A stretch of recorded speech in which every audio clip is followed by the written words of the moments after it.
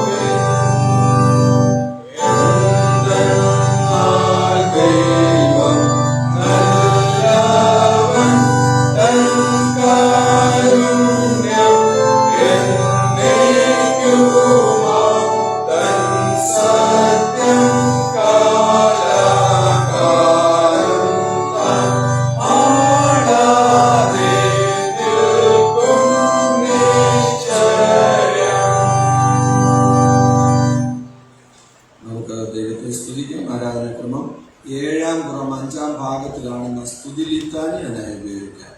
ആരാധനക്രമം 7-ാം പുറം 5-ാം ഭാഗം. ദൈവം ആത്മാവാകുന്നു ദൈവത്തെ നമസ്കരിക്കുന്നവർ ആത്മാവിലും സത്യത്തിലും നമസ്കരിക്കണം.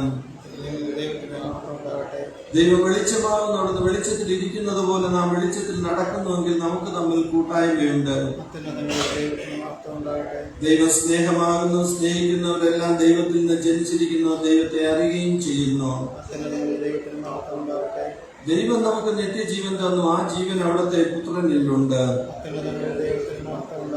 നാം ഇപ്പോൾ ദൈവമക്കളാകുന്നു. നാം ദൈവത്തിലും ദൈവം നമ്മിൽ വസിക്കുന്നു. ദൈവം തന്റെ ആത്മാവിനെ തന്നതിനാൽ നാം അറിയുന്നു. ലോകവന്റെ മോഹം ഒഴിഞ്ഞു പോകുന്നു. ദൈവം ഇഷ്ടം ചെയ്യുന്നവനോ എന്നേക്കും ഇരിക്കുന്നു.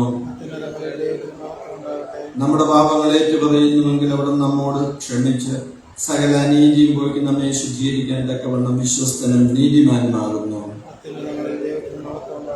നമുക്ക് ചേർന്ന് പ്രാർത്ഥിക്കാം. നാം ദൈവത്തിൽ അവിടുത്തെ പുത്രനായ യേശുക്രിസ്തുവിൽ തന്നെയാകുന്നു. അവിടുന്ന് സത്യദൈവവും നിത്യജീവനുമാകുന്നു. നമുക്ക് മുട്ടുകുത്തി പ്രാർത്ഥിക്കാം. കർത്താവിന്റെ സഹോദരങ്ങളെ, നമ്മുടെ പരമപിതാവായ സർവശക്തിയുള്ള ദൈവത്തിന്റെ അളവറ്റ കരുണയാലും സ്നേഹത്താലും നമ്മുടെ പാപങ്ങൾ മോചിക്കപ്പെടേണ്ടതിന് നാം ചെയ്തു പോയ പലവിധ പാപങ്ങളും കുറ്റങ്ങളും മറയ്ക്കാതെ താഴ്മയും അനുതാപവും അനുസരണമുള്ള ഹൃദയത്തോടെ ഏറ്റുപറവാൻ ദൈവജനം നമ്മെ പ്രേരിപ്പിക്കുന്നു. അതുകൊണ്ട് നമുക്കെല്ലാവർക്കും വിശുദ്ധ ഹൃദയത്തോടും വിനയ ശബ്ദത്തോടും സ്വർഗീയ കൃപാസന സന്നിധിയിൽ നമ്മുടെ പാപങ്ങൾ ഏറ്റുപറയാം. നമുക്ക് നമ്മുടെ പാപങ്ങൾ ഏറ്റുപറയാം. അനുതാപ പ്രാർത്ഥനയ്ക്കായിട്ട് ഞാൻ 431 പാട്ട് അനുതാപ പ്രാർത്ഥനയ്ക്കായിട്ട് ഉപയോഗിക്കാം.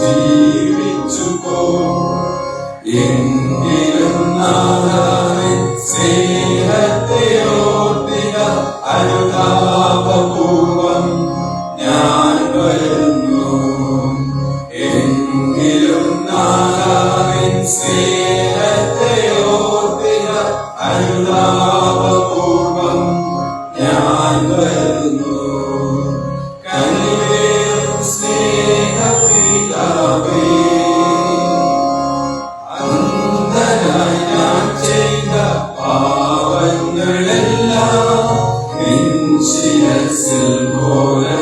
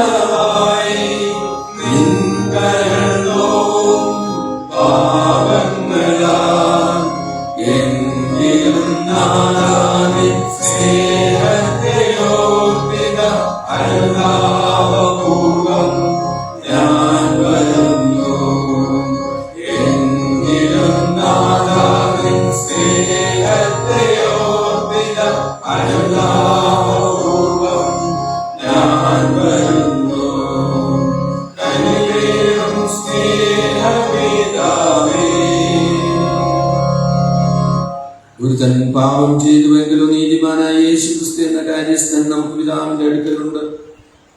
അവിടുന്ന് നമ്മുടെ പാപങ്ങൾക്ക് പ്രായശ്ചിത്തമാകുന്നു. നമ്മുടേതിന് മാത്രമല്ല, സർവ്വലോകത്തിന്റെ പാപത്തിനും തന്നെ. നാം പാപം സംബന്ധിച്ച് മരിച്ചു നീതിക്ക് ജീവിക്കേണ്ടതിന് യേശു തന്റെ ശരീരത്തിൽ നമ്മുടെ പാപങ്ങൾ ചുമന്നുകൊണ്ട് ക്രൂശിന്മേൽ കയറി അവിടുത്തെ അടിപ്പിണരാൽ നമുക്ക് സൗഖ്യം വന്നിരിക്കുന്നു. സർവശക്തനും കാരുണ്യവാനുമായ കർത്താവ് പാപമോചനവും മാപ്പും ജീവിതം പുതുക്കുന്നതിനുള്ള അവസരവും പരിശുദ്ധാത്മാവിന്റെ കൃപയും ആശ്വാസവും നമുക്ക് നൽകുമാറാകട്ടെ. ആമേൻ. നമ്മുടെ പാപങ്ങളെ ദൈവത്തോട് അറിയിച്ചപ്പോൾ നമ്മൾ ക്ഷമിച്ചു നൽകിയല്ലോ. ആ ദൈവത്തിന് നമുക്ക് നന്ദി അർപ്പിക്കാം. നന്ദി അർപ്പണമായി 411 പാട്ട്, ദൈവപിതാവേ അങ്ങേ ജ്ഞാനം തുടങ്ങുന്ന 411 പാട്ട് നമുക്ക് പാടാം.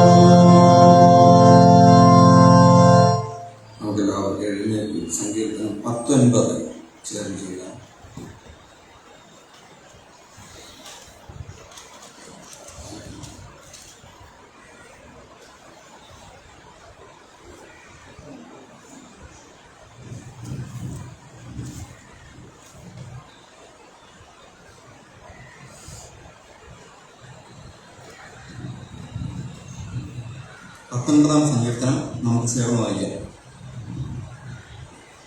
ആകാശം ദൈവത്തിന്റെ മഹത്വത്തെ വർണ്ണിക്കുന്നു. ആകാശവിധാനം അവന്റെ കൈവേലയെ പ്രസിദ്ധമാക്കുന്നു. പകൽ പകലിന് വാക്കുപിടിക്കുന്നു, രാത്രി രാത്രിക്ക് അറിവ് കൊടുക്കുന്നു. ഭാഷണമില്ല, വാക്കുകളില്ല, ശബ്ദം കേൾക്കാനില്ല.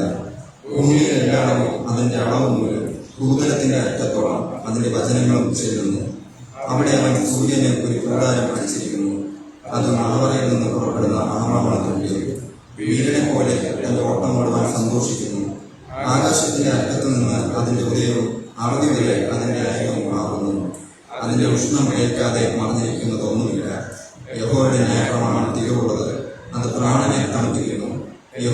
സാക്ഷ്യം വിശ്വാസ്യമാകുന്നു, അത് അല്പബുദ്ധിയെ ജ്ഞാനിയാക്കുന്നു.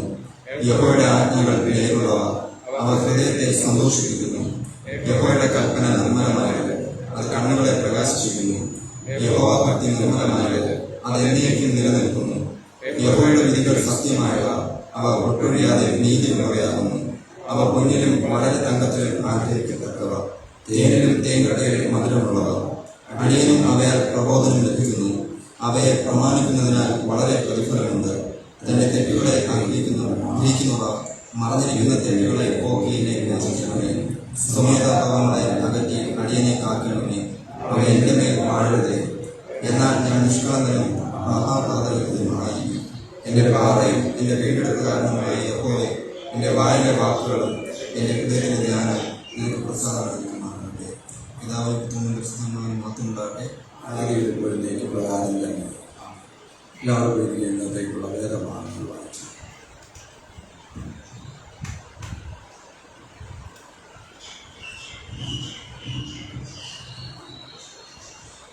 വായിക്കുവാനായി നൽകപ്പെട്ടിരിക്കുന്ന പഴയ നിയമ വേദഭാഗം ഉൽപ്പത്തി 28-ാം അധ്യായം 10 മുതൽ 22 വരെയുള്ള വാക്യങ്ങൾ. ഉൽപ്പത്തി 28-ാം അധ്യായം 10 മുതൽ തീർത്തുള്ള വാക്യങ്ങൾ. എന്നാൽ യാക്കോബ് ബേർശേബയിൽ നിന്ന് പുറപ്പെട്ട് ഹാരാനിലേക്ക് പോയി. അവൻ ഒരു സ്ഥലത്തെത്തിയപ്പോൾ സൂര്യൻ അസ്തമിക്കൊണ്ട് അവിടെ രാപ്പാർത്തു. അവൻ ആ സ്ഥലത്തെ കല്ലുകളിൽ കൊന്നെടുത്ത് തലയണയെ വച്ച് അവിടെ കിടന്നുറങ്ങി. അവൻ ഒരു സ്വപ്നം കണ്ടു. ഇതാ, ഭൂമിയിൽ വച്ചിരിക്കുന്ന ഒരു കോവണി, അതിന്റെ തല സ്വർഗത്തോളം എത്തിയിരുന്നു. ദൈവത്തിന്റെ ദൂതന്മാർ അതിന്മേൽ കൂടി കയറുകയും ഇറങ്ങുകയും ആയിരുന്നു. അതിന്മീതെ യഹോവ നിന്ന് അരുളി ചെയ്തത്, ഞാൻ നിന്റെ പിതാവായ അബ്രഹാമിന്റെ ദൈവവും യിസ്ഹാക്കിന്റെ ദൈവമായ യഹോവ ആകുന്നു. നീ കിടക്കുന്ന ഭൂമിയെ ഞാൻ നിനക്കും നിന്റെ സന്തതിക്കും തരും. നിന്റെ സന്തതി ഭൂമിയിലെ പൊടി പോലെ ആകും. നീ പടിഞ്ഞാറോട്ടും കിഴക്കോട്ടും വടക്കോട്ടും തെക്കോട്ടും പരക്കും. നീ മുഖാന്തരവും നിന്റെ സന്തതി മുഖാന്തരവും ഭൂമിയിലെ സകല വംശങ്ങളും അനുഗ്രഹിക്കപ്പെടും. ഇതാ, ഞാൻ നിന്നോട് കൂടെയുണ്ട്. നീ പോകുന്നിടത്തൊക്കെയും നിന്നെ കാത്ത് ഈ രാജ്യത്തേക്ക് നിന്നെ മടക്കി വരുത്തും. ഞാൻ നിന്നെ കൈവിടാതെ നിന്നോട് ആവശ്യത് നിവർത്തിക്കും. അപ്പോൾ യാക്കോബ് ഉറക്കമുണർന്നു. യഹോവ ഈ സ്ഥലത്തുണ്ട് സത്യം, ഞാനോ അത് അറിഞ്ഞില്ല എന്ന് പറഞ്ഞു. അവൻ ഭയപ്പെട്ടു. ഈ സ്ഥലം എത്ര ഭയങ്കരം! ഇത് ദൈവത്തിന്റെ ആലയമല്ലാതെ മറ്റൊന്നല്ല. ഇത് സ്വർഗത്തിന്റെ വാതിൽ തന്നെ എന്ന് പറഞ്ഞു. യാക്കോബ് ആദ്യകാലത്ത് എഴുന്നേറ്റ് തലയിണയിൽ വച്ചിരുന്ന കല്ലെടുത്ത് തൂണായി നിർത്തി അതിന്മേൽ എണ്ണ ഒഴിച്ചു. അവൻ ആ സ്ഥലത്തിന് ബേതേൽ എന്നു പേർ വിളിച്ചു. ആദ്യം ആ പട്ടണത്തിന് ലൂസ് എന്നു പേരായിരുന്നു. യാക്കോബ് ഒരു നേർച്ച നേർന്നു. ദൈവം എന്നോട് കൂടെ ഇരിക്കുകയും ഞാൻ പോകുന്ന ഈ യാത്രയിൽ എന്നെ കാക്കുകയും ഭക്ഷിപ്പാൻ ആഹാരവും ധരിപ്പാൻ വസ്ത്രവും എനിക്ക് തരികയും എന്നെ എന്റെ അപ്പന്റെ വീട്ടിലേക്ക് സൗഖ്യത്തോടെ മടക്കി വരുത്തുകയും ചെയ്യുമെങ്കിൽ യഹോവ എനിക്ക് ദൈവമായിരിക്കും. ഞാൻ തൂണായി നിർത്തിയ ഈ കല്ല് ദൈവത്തിന്റെ ആലയവും ആകും. നീ എനിക്ക് തരുന്ന സകലത്തിലും ഞാൻ നിനക്ക് ദശാംശം തരും എന്നും പറഞ്ഞു. നീ എനിക്ക് തരുന്ന സകലത്തിലും ഞാൻ നിനക്ക് ദശാംശം തരും എന്നും പറഞ്ഞു. ഈ വായിച്ചു കേട്ട തിരുവചന വേദഭാഗങ്ങൾ ദൈവമേ സമൃദ്ധി അനുഗ്രഹിക്കുമാറാകട്ടെ.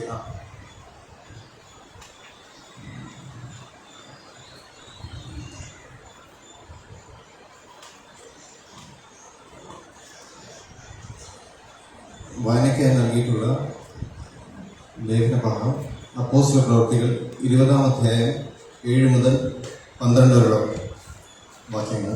അപ്പോസ്തല പ്രവൃത്തികൾ 20-ാം അധ്യായം 7 മുതൽ 12 വരെയുള്ള വാക്യങ്ങൾ. ആഴ്ചവട്ടത്തിന്റെ 1-ാം ദിവസത്തിൽ ഞങ്ങൾ അപ്പം നുറുക്കുവാൻ കൂടി വന്നപ്പോൾ പൗലോസ് പിറ്റന്നാൾ പുറപ്പെടുവാൻ ഭാവിച്ചതുകൊണ്ട് അവരോട് സംഭാഷിച്ച് പാതിര വരെ പ്രസംഗം നീട്ടി. ഞങ്ങൾ കൂടെയിരുന്ന മാളികയിൽ വളരെ വിളക്കുണ്ടായിരുന്നു. അവിടെ യുത്തിക്കസ് എന്ന യൗവനക്കാരൻ കിളിവാതിൽക്കൽ ഇരുന്നു ഗാഠനിദ്ര വിളിച്ചു. പൗലോസ് വളരെ നേരം സംഭാഷിക്കാൻ നിദ്രാവശനായി 3-ാം തട്ടിൽ നിന്നും താഴെ വീണു. അവനെ മരിച്ചവനായി എടുത്തുകൊണ്ടുവന്നു. പൗലോസ് ഇറങ്ങിച്ചെന്ന് അവന്റെ മേൽ വീണ് തഴുകി, ഭ്രമിക്കേണ്ട, അവന്റെ പ്രാണൻ അവനിൽ ഉണ്ട് എന്ന് പറഞ്ഞു. പിന്നെ അവൻ കയറി ചെന്നു അപ്പം നുറുക്കി തിന്നു പുലരുവോളം സംഭാഷിച്ചു പുറപ്പെട്ടു പോയി. അവർ ആ ബാലനെ ജീവനുള്ളവനായി കൊണ്ടുവന്ന് അത്യന്തം ആശ്വസിച്ചു. വായിച്ചേട്ട വിവരങ്ങൾ നൽകി.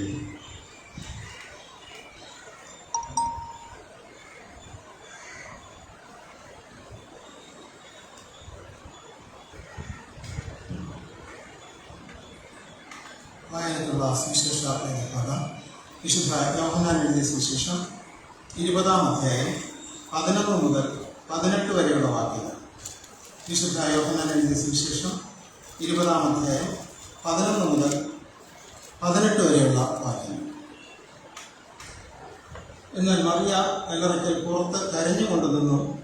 കരയുന്നതിനിടയിൽ അവൾ കല്ലറയിൽ കുനിഞ്ഞു നോക്കി. യേശുവിൻ്റെ ശരീരം കിടന്നിരുന്ന ഇടത്ത് വെള്ളവസ്ത്രം ധരിച്ച 2 ദൂതന്മാർ, ഒരുത്തൻ തലയ്ക്കലും ഒരുത്തൻ കാൽക്കലും ഇരിക്കുന്നത് കണ്ടു. അവർ അവളോട്, സ്ത്രീയെ, നീ കരയുന്നത് എന്ത് എന്ന് ചോദിച്ചു. എൻ്റെ കർത്താവിനെ എടുത്തുകൊണ്ട് പോയി അവനെ എവിടെ വെച്ചു എന്ന് ഞാൻ അറിയുന്നില്ല എന്ന് അവൾ അവനോട് പറഞ്ഞു. ഇത് പറഞ്ഞിട്ട് അവൾ പിന്നോക്കം തിരിഞ്ഞ് യേശു നിൽക്കുന്നത് കണ്ടു. യേശു എന്ന് അറിഞ്ഞില്ല താൻ. യേശു അവളോട്, സ്ത്രീയെ, നീ കരയുന്നത് എന്ത്? ആരെ തിരയുന്നു എന്ന് ചോദിച്ചു. അവൻ തോട്ടക്കാരൻ എന്ന് നിരൂപിച്ചിട്ട് അവൾ, യജമാനനെ, നീ അവനെ എടുത്തുകൊണ്ട് പോയി എങ്കിൽ അവനെ എവിടെ വെച്ചു എന്ന് പറഞ്ഞു തരിക, ഞാൻ അവനെ എടുത്തുകൊണ്ട് പോയിക്കോളാം എന്ന് അവനോട് പറഞ്ഞു. യേശു അവളോട്, മറിയയെ എന്ന് പറഞ്ഞു. അവൾ തിരിഞ്ഞ് ഇബ്രാഹിം ഭാഷയിൽ റബ്ബുനി എന്ന് പറഞ്ഞു. അതിന് ഗുരു എന്നർത്ഥം. യേശു അവളോട്, എന്നെ തുടരുത്, ഞാൻ ഇതുവരെ പിതാവിൻ്റെ അടുക്കൽ കയറിപ്പോയില്ല. എങ്കിലും നീ എൻ്റെ സഹോദരന്മാരുടെ അടുക്കൽ ചെന്ന്, എൻ്റെ പിതാവും നിങ്ങളുടെ പിതാവും എൻ്റെ ദൈവവും നിങ്ങളുടെ ദൈവവുമായവൻ്റെ അടുക്കൽ ഞാൻ കയറിപ്പോകുന്നു എന്ന് അവരോട് പറയുക എന്ന് പറഞ്ഞു. മഗ്ദലക്കാരത്തി മറിയ വന്ന് താൻ കർത്താവിനെ കണ്ടു എന്നും അവനിങ്ങനെ തന്നോട് പറഞ്ഞു എന്നും ശിഷ്യന്മാരോട് അറിയിച്ചു. മഗ്ദലക്കാരത്തി മറിയ വന്ന് താൻ കർത്താവിനെ കണ്ടു എന്നും അവനിങ്ങനെ തന്നോട് പറഞ്ഞു എന്നും ശിഷ്യന്മാരോട് അറിയിച്ചു. ഇവിടെ സുവിശേഷ ഭാഗം അവസാനിച്ചു. ക്രിസ്തു ഈ വചനങ്ങളെ നമ്മെ അനുഗ്രഹിക്കുമാറാകട്ടെ.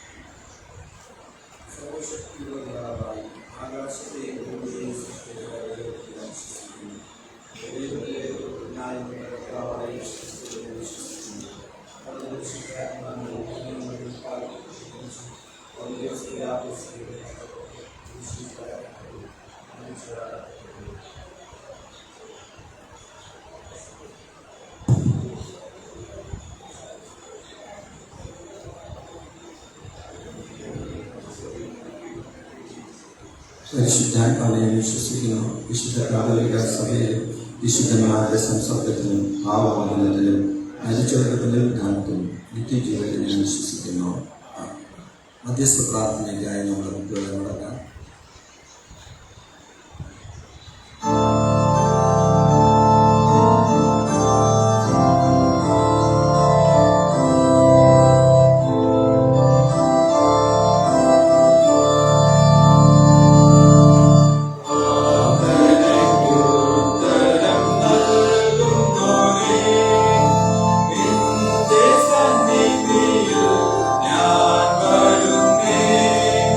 Swear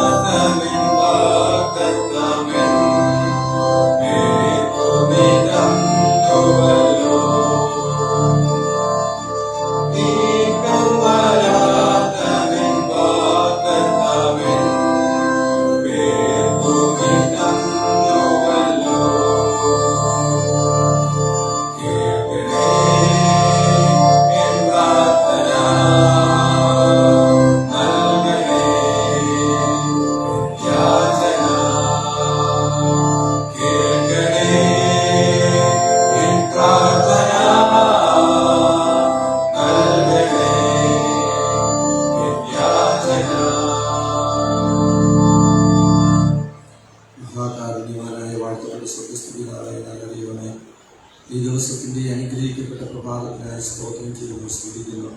കഴിഞ്ഞ ആഴ്ച നിങ്ങൾക്ക് ഭവനമായ ആലയം വിട്ട് ഞങ്ങൾക്ക് പാർക്കുവാൻ നൽകിയ ഞങ്ങളുടെ സ്വന്തം ഭവനങ്ങളിലേക്ക് ഞങ്ങൾ കടന്നുപോയി. ഒരാഴ്ച ദൈവമേ ഞങ്ങൾക്ക് അനുഗ്രഹിക്കപ്പെട്ട രീതിയിൽ ജീവിക്കണമെന്ന് കൃപ ചെയ്തു. ആവശ്യമായ ഭക്ഷണവും മറ്റെല്ലാ നന്മകളും നൽകി ഞങ്ങളുടെ വാഹനയാത്രകളെ ദൈവമേ അവിടെ നിയന്ത്രിച്ച് സുരക്ഷിതമായ യാത്ര ചെയ്യുവാൻ ഞങ്ങളെ സഹായിച്ചു. അനേക അനുഗ്രഹങ്ങൾ ഞങ്ങൾ പ്രാപിച്ചു. ദൈവമേ ഓരോ നന്മകൾ പ്രാപിക്കുമ്പോൾ ദൈവത്തിൻ്റെ ഭവനമായ ആലയത്തിൽ കടന്നു വന്നവയെ സ്തുതിക്കണമെന്നുള്ള ആഗ്രഹം ഞങ്ങൾക്ക് ഉണ്ടായിരുന്നു. മാന്യത്തോടുകളിലേക്ക് ചെല്ലുവാൻ കാക്ഷിക്കുന്നത് പോലെ എൻ്റെ ആത്മാവ് ദൈവനോട് ചേരുവാൻ കാക്ഷിക്കുന്ന ഭക്തൻ പറഞ്ഞ പ്രകാരം അടിയങ്ങൾക്ക് നിന്റെ ഭവനമായ ആലയത്തിൽ നിന്നെ സ്തുതിച്ച് മഹത്വപ്പെടുത്തുവാൻ ആഗ്രഹിച്ച പ്രകാരം ഇന്നതിന് സാധിച്ചില്ല. നന്ദിയോടെ സ്തുതിക്കുന്ന സ്തോത്രം ചെയ്തു. എന്നെ ആരാധിക്കാൻ കടന്നുവന്ന എല്ലാ ദൈവജനത്തെയും അനുഗ്രഹിക്കണമേ. ഇനി വരാനുള്ളവരെയും കൂട്ടിച്ചേർക്കണമേ. ഇന്നത്തെ ശുശ്രൂഷ ആരംഭിച്ച് ഇതുവരെയും ദൈവകൃപയിൽ അടിയായിരുന്നതിനായി സ്തോത്രം. തുടർന്നും അവിടുത്തെ കൃപയും സാന്നിധ്യവും ഞങ്ങളോട് കൂടെ ഇരിക്കണമേ. ദൈവമേ, ചെറിയ ആട്ടിൻകൂട്ടമേ ഭയപ്പെടേണ്ട എന്ന് പറഞ്ഞ കർത്താവേ, അവിടെ ഞങ്ങളോട് കൂടെ ഉള്ളതിനായി സ്തോത്രം ചെയ്യുന്ന ഒരു ചെറിയ ജനതയായ ഒരു ആട്ടിൻകൂട്ടമായി ദൈവത്തിൻ്റെ വകയായ ആട്ടിൻകൂട്ടമായി വളരുവാൻ തക്കവണ്ണം അടിയങ്ങൾക്ക് അവിടെ കൃപ ചെയ്യുന്നതിനായി സ്തോത്രം. ദൈവമേ, എല്ലാവരെയും തിരുക്കരങ്ങൾ സമർപ്പിക്കുന്ന എല്ലാ കുടുംബങ്ങളെയും തിരുക്കരങ്ങൾ സമർപ്പിക്കുന്നു. ദൈവമേ, ഞങ്ങളുടെ ഇടയിൽപ്പെട്ട എല്ലാ സഭകൾക്ക് വേണ്ടിയും പ്രാർത്ഥിക്കുന്നു. എല്ലാ കുടുംബങ്ങൾ, വ്യക്തികൾ, എല്ലാ ആരാധനകൾ എല്ലാം തിരുക്കരങ്ങൾ സമർപ്പിച്ച് പ്രാർത്ഥിക്കുന്നു. ദൈവം അനുഗ്രഹിച്ച് ആശ്വദിക്കണമേ. വാർദ്ധക്യാവസ്ഥയിലായിരിക്കുന്ന മാതാപിതാക്കളെ തിരുക്കരങ്ങൾ സമർപ്പിച്ച് പ്രാർത്ഥിക്കുന്നു. ദൈവം അനുഗ്രഹിക്കണമേ. പ്രത്യാശയിൽ നിലനിർത്തണമേ. ഈ നാളുകളിലുള്ള ശാരീരികമായ ക്ലേശങ്ങളെല്ലാം മാറ്റിക്കൊടുക്കണമേ. ദൈവമേ, ആ വാർദ്ധക്യത്തിലേക്ക് കടന്നു വന്നുകൊണ്ടിരിക്കുന്ന അനേകം പേരുണ്ട്. അവരെ തിരുക്കരങ്ങൾ സമർപ്പിക്കുന്നു. ദൈവകൃപയിലിരിക്കണമേ. കുടുംബങ്ങൾക്ക് വേണ്ടി അധ്വാനിക്കുന്നവർക്ക് വേണ്ടി പ്രാർത്ഥിക്കുന്നു. ദൈവകൃപയിൽ ശരണപ്പെട്ട് കുടുംബങ്ങൾക്ക് വേണ്ടി അധ്വാനിക്കുവാൻ അവരുടെ അധ്വാന ബലങ്ങൾ കുടുംബത്തിന് തികയുന്നതായി തീരുവാൻ കൃപ ചെയ്യണമേ. ദൈവത്തെ കൂടാതെയുള്ള അധ്വാനങ്ങൾ അത് പ്രയോജനപ്പെടുന്നില്ലല്ലോ. ദൈവമേ, ദൈവം പട്ടണം കാക്കാതിരുന്നാൽ കാവൽക്കാരൻ വൃഥ അധ്വാനിക്കും തിരുവചനം ഞങ്ങളെ ഓർമ്മിപ്പിക്കുന്നു. അപ്രകാരം ദൈവാശ്രയത്തോടെ തന്നെ ഓരോരുത്തരും അധ്വാനിക്കുവാൻ അവിടെ കൃപ ചെയ്യുന്നത് ഞാനിരിക്കുന്നു. യൗവനക്കാർക്ക് വേണ്ടി പ്രാർത്ഥിക്കുന്നു. എല്ലാവരെയും ദൈവം അനുഗ്രഹിച്ച് ആശ്വദിക്കണമേ. വിവാഹപ്രായമായവർക്ക് വേണ്ടി പ്രാർത്ഥിക്കുന്നു. ദൈവമേ, ഉപജീവനം കാക്ഷിച്ചിരിക്കുന്നവർക്ക് വേണ്ടി പ്രാർത്ഥിക്കുന്നു. എല്ലാവരും ദൈവമേ ശരണപ്പെട്ട് ദൈവകരങ്ങളിൽ താന്നിരുന്ന് അവരുടെ ആവശ്യങ്ങൾ പ്രാർത്ഥിച്ച് നേടുവാൻ കൃപ ചെയ്യണം. നിങ്ങളെ തക്ക സമയത്ത് ഉയർത്തേണ്ടതിന് അതിൻ്റെ ബലമുള്ള കരങ്ങളിൽ താണിരിക്കും തിരുവെന്ന് ഞങ്ങളെ ഓർമ്മിപ്പിക്കുന്നത്. പ്രകാരം ദൈവകരങ്ങളിൽ താണിരുന്ന് ദൈവത്തിൽ നന്മകൾ പ്രാപിക്കുവാൻ കൃപ ചെയ്യണമേ. പഠിക്കുന്ന വൈദങ്ങളെ തിരുക്കരങ്ങൾ സമർപ്പിക്കുന്നു. ദൈവമേ, സ്കൂളുകളിലും പഠനശാലകളൊന്നും സുരക്ഷിതമല്ലാത്ത കാലഘട്ടത്ത് തെറ്റായ മാതൃകകളുള്ള ഈ കാലഘട്ടത്തിൽ ഞങ്ങളുടെ പൈതങ്ങളെല്ലാവരും നല്ല മാതൃകയോടെ തന്നെ അയപ്പാൻ യേശുവാകുന്ന മാതൃകയിൽ ആകൃഷ്ടരായി ജീവിക്കുവാൻ കൃപ ചെയ്യണമേ. ആപത്തുകൾ, അനർത്ഥങ്ങൾ കൂടാതെ കാത്തുകൊള്ളണമേ. മാതാപിതാക്കളെ അനുസരിച്ച് ദൈവമേ കൂടെ പഠിക്കുന്ന പൈതങ്ങളെ സ്നേഹിച്ച് അധ്യാപകരെ ബഹുമാനിച്ച് എല്ലാവരും മാതൃകയുള്ള പൈതങ്ങളായി തന്നെ ക്രിസ്തീയ സാക്ഷ്യത്തോടെ ജീവിക്കുവാൻ കൃപ ചെയ്യണമേ. കുഞ്ഞു പൈതങ്ങളെ അനുഗ്രഹിക്കണമേ. ദൈവമേ, ബാലാരിഷ്ടം കാത്തുകൊണ്ട് വളർച്ചയുടെ ഓരോ ഘട്ടത്തും അവിടുത്തെ കൃപ കൂടെ ഇരിക്കണമെന്ന് യാചിക്കുന്നു. ശത്രു കാണാൻ ദുഷ്ടം തൊടാതെ അവിടെ കാത്തു പരിപാലിച്ച് വഴി നടത്തണമേ.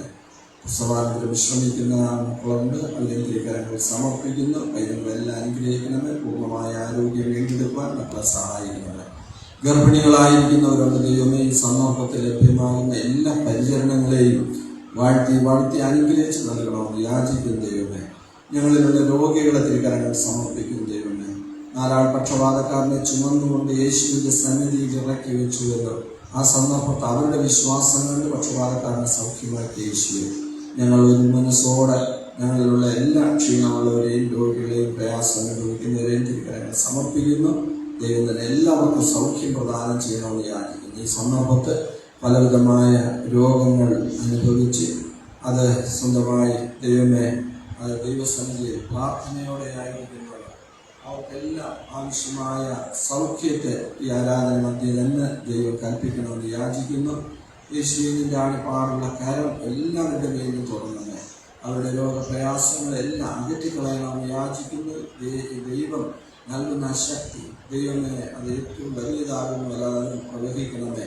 ആ സ്ത്രീ ദൈവമേ നിന്റെ വസ്ത്രത്തിന്റെ തൊങ്ങൽ തൊട്ടപ്പോൾ എന്നിൽ നിന്ന് ശക്തി പ്രവഹിച്ചുവെന്ന് അവർ പറഞ്ഞല്ലോ. പ്രകാരം ആ പ്രാർത്ഥനയിൽ യാചിക്കുമ്പോൾ തന്നെ നിന്റെ ശക്തി അവരിലേക്ക് പ്രവഹിക്കണമേ എന്നടിയങ്ങൾ യാചിക്കുന്നു.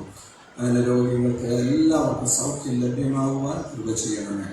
ദൈവമേ, ഭവന നിർമ്മാണത്തിൽ ഏർപ്പെട്ടിരിക്കുന്നവർക്ക് വേണ്ടി പ്രാർത്ഥിക്കുന്നു, ഭവനം ഇല്ലാതിരിക്കുന്നവർക്ക് വേണ്ടി പ്രാർത്ഥിക്കുന്നു. അവർക്ക് അവർ ആഗ്രഹിക്കുന്നതിലപ്പുറമായ ഭവനത്തെ നൽകി അനുഗ്രഹിക്കപ്പെട്ട ഭവന ജീവിതം നയിക്കുവാൻ അവരെ സഹായിക്കണമെന്ന് യാചിക്കുന്നു.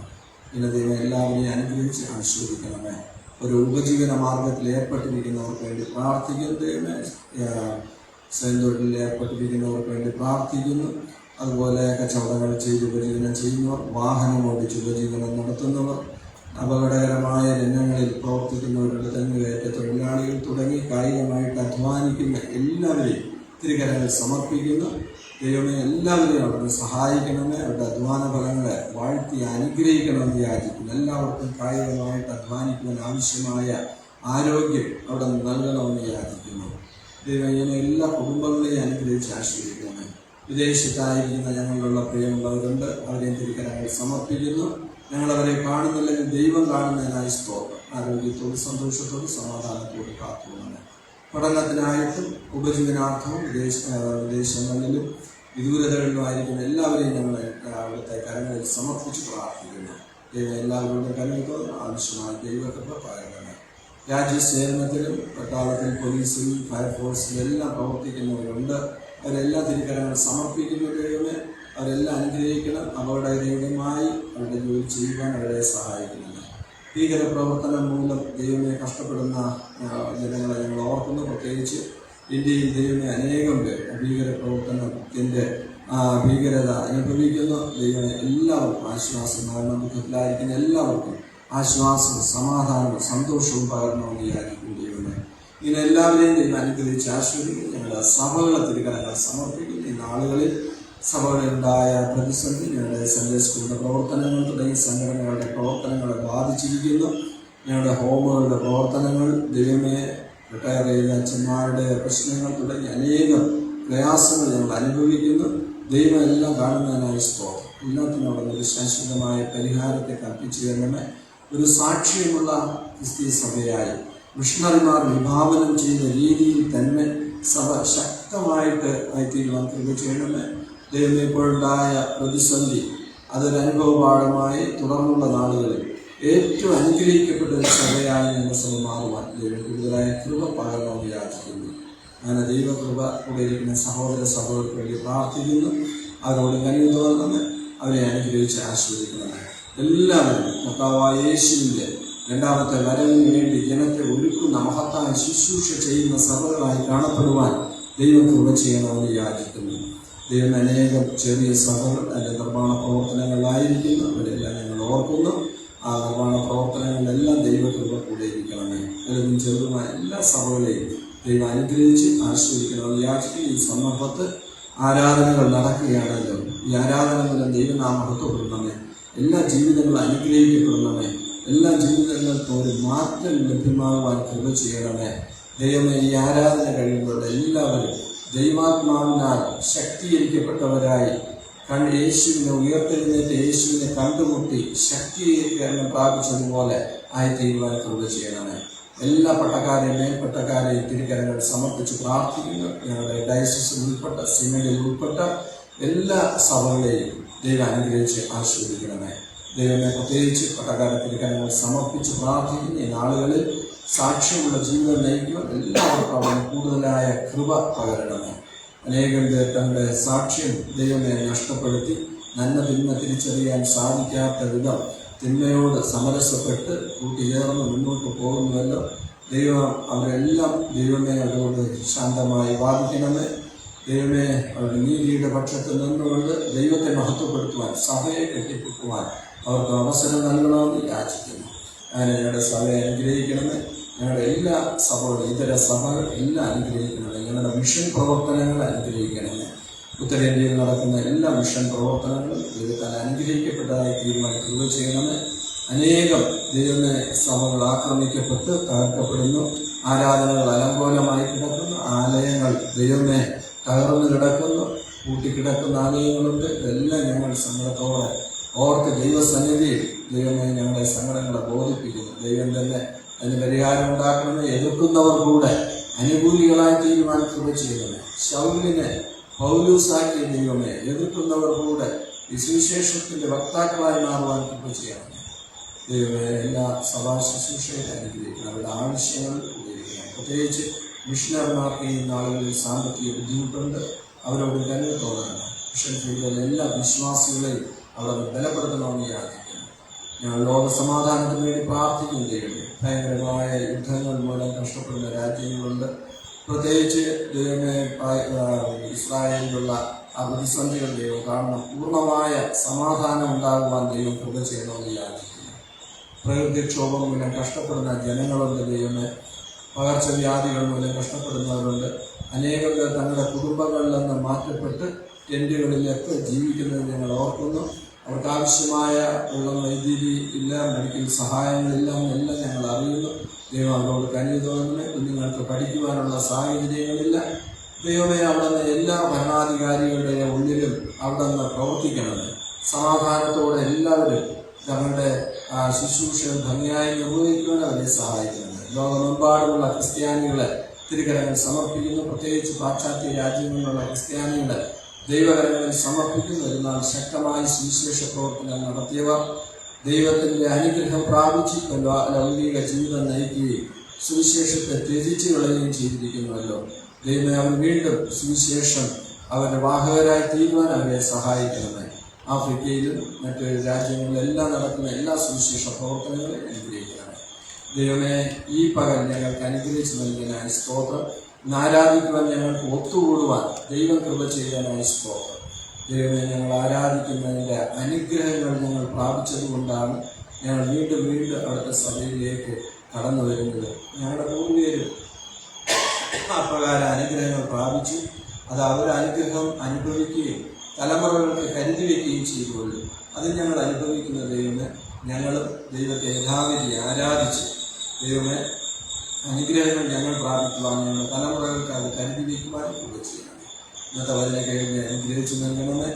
ഉയർത്ത കർത്താവുമായി നിന്നുള്ള ശാക്തീകരണം എന്ന വിഷയം ഞങ്ങൾ ചിന്തിക്കുമ്പോൾ ദൈവത്തിൻ്റെ കൃപ ഞങ്ങളോട് കൂടെ ഇരിക്കണമേ. ഞങ്ങളെല്ലാം വചനം കേൾക്കുന്നതിന് ദൈവമേ, അത് ഞങ്ങളുടെ ജീവിതത്തിന് അത് അനുഗ്രഹമായി തീരുന്നതിന് ഇന്നത്തെ വചന കേൾവി സംഗതിയായി തീരുന്നതെന്ന് ഞങ്ങൾ യാചിക്കുന്നു. ഒരിക്കൽ കൂടെ ബലഹീനരായ ഞങ്ങൾ എല്ലാവരെയും തിരുക്കരങ്ങൾ സമർപ്പിക്കുന്നു. അവിടെ ഞങ്ങളെല്ലാം ശക്തിപ്പെടുത്തുകയും ബലപ്പെടുത്തുകയും ചെയ്യണം. കുഞ്ഞു സഭയെ വീണ്ടും തിരുക്കരങ്ങൾ സമർപ്പിക്കുന്നു. കടന്നു വരുന്ന എല്ലാവരെയും അനുഗ്രഹിക്കുന്നു. എല്ലാ കുടുംബങ്ങളെയും അനുഗ്രഹിക്കുന്നു. നേതൃത്വം നൽകുന്ന മക്കളെ അനുഗ്രഹിക്കണമെന്ന് പേർമാസത്തിന് വേണ്ടി പ്രാർത്ഥിക്കുന്നു. ദൈവത്തെ ഉപയോഗിക്കുന്നു. ഒരിക്കൽ കൂടെ അടിയങ്ങൾ എല്ലാവരെയും തിരുക്കരങ്ങൾ സമർപ്പിക്കുന്നു. ഈ എളിയ ആരാധന അവിടെ നിന്ന് സ്വീകരിച്ച് അടിയങ്ങളെ അനുഗ്രഹിക്കണമേ. യേശു മൂലം ഞങ്ങളുടെ പ്രാർത്ഥന കേൾക്കണമേ. സ്വർഗസ്ഥനായ ഞങ്ങളുടെ പിതാവേ, തിരുനാമം ശുദ്ധീകരിക്കപ്പെടണമേ. തിരുരാജ്യം വരയണമേ. തിരുയിഷ്ടം സ്വർഗത്തെ പോലെ ഭൂമിയിലാണമേ. ഞങ്ങൾക്ക് ആവശ്യമുള്ള ആഹാരം തരയണമേ. ഞങ്ങളുടെ കടക്കാരോട് ഞങ്ങൾ ക്ഷമിക്കുന്നത് പോലെ ഞങ്ങളുടെ കടങ്ങളെ ഞങ്ങളോട് ക്ഷമിക്കണം. പരീക്ഷയ്ക്കെടുത്ത ദോഷത്തെ രക്ഷിക്കണമേ. രാജ്യവും ശക്തിയും മഹത്വവും എന്നേക്കും അങ്ങേക്കുള്ളതല്ലോ. പാട്ടുപാടുന്ന സ്തോത്ര കാഴ്ച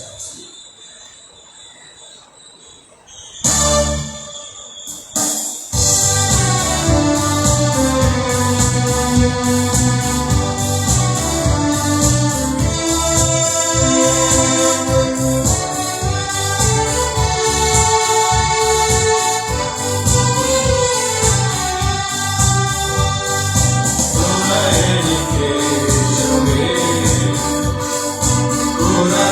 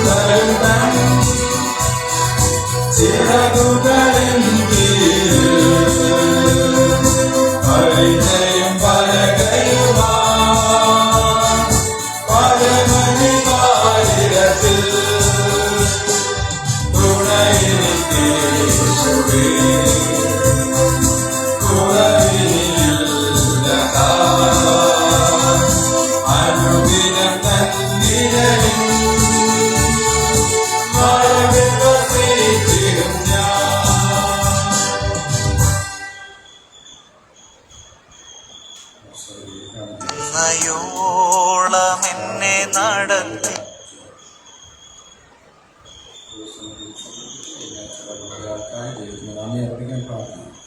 കാരുണ്യവാനായ വാഴ്ത്തപ്പെട്ട സ്വർഗസ്ഥപിതാവേ, നല്ല ദൈവമേ, അവിടുത്തെ സന്നിധിയിൽ സമർപ്പിച്ചിരിക്കുന്ന സ്തോത്ര വഴിപാടിനെ വാഴ്ത്തി അനുഗ്രഹിക്കണമേ. നൽകുവാൻ തക്കവണ്ണം ദൈവമാകിയവരെ പ്രാപ്തരാക്കിയതിനായി സ്തോത്രം ചെയ്യുന്നു. ഞങ്ങളുടെ പൂർവ്വ പ്രകാരം ദൈവസന്നിധിയിൽ കാണിക്കവർ സമർപ്പിച്ച അനുഗ്രഹങ്ങൾ പ്രാപിച്ചു. ദൈവമേ, ദൈവം നൽകിയതല്ലാതെ ഒന്നും ഞങ്ങളുടെ ജീവിതത്തിലില്ല. ഞങ്ങൾ തിരികെ നൽകുമ്പോൾ വിശ്വസ്തയോടെ നൽകുവാൻ തക്കവണ്ണം ദൈവം ഞങ്ങൾക്ക് കൃപ ചെയ്യുന്നതിനായി സ്തോത്രം. ഇതിൻ്റെ അനുഗ്രഹം അടിയങ്ങൾക്ക് തലമുറകൾക്ക് നൽകി അനുഗ്രഹിക്കണമെന്ന് യാചിക്കുന്നു. ഈ കാണിക്കവരെ വാഴ്ത്തി വാഴ്ത്തി അനുഗ്രഹിക്കണമേ. യേശു മൂലം ഞങ്ങളുടെ പ്രാർത്ഥന കേൾക്കണമെന്ന്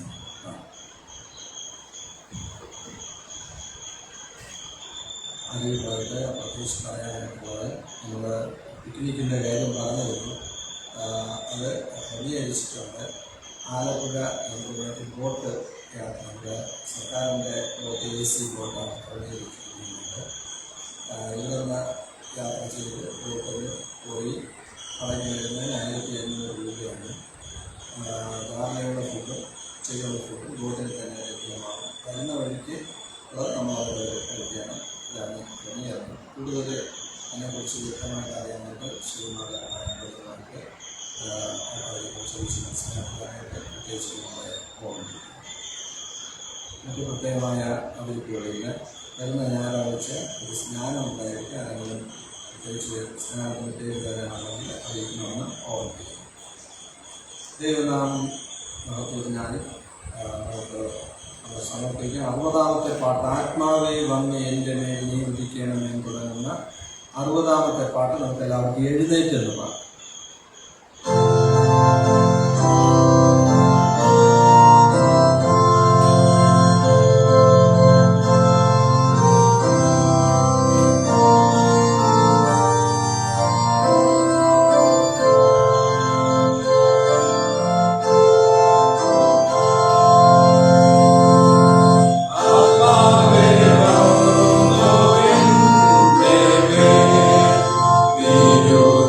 Yeah.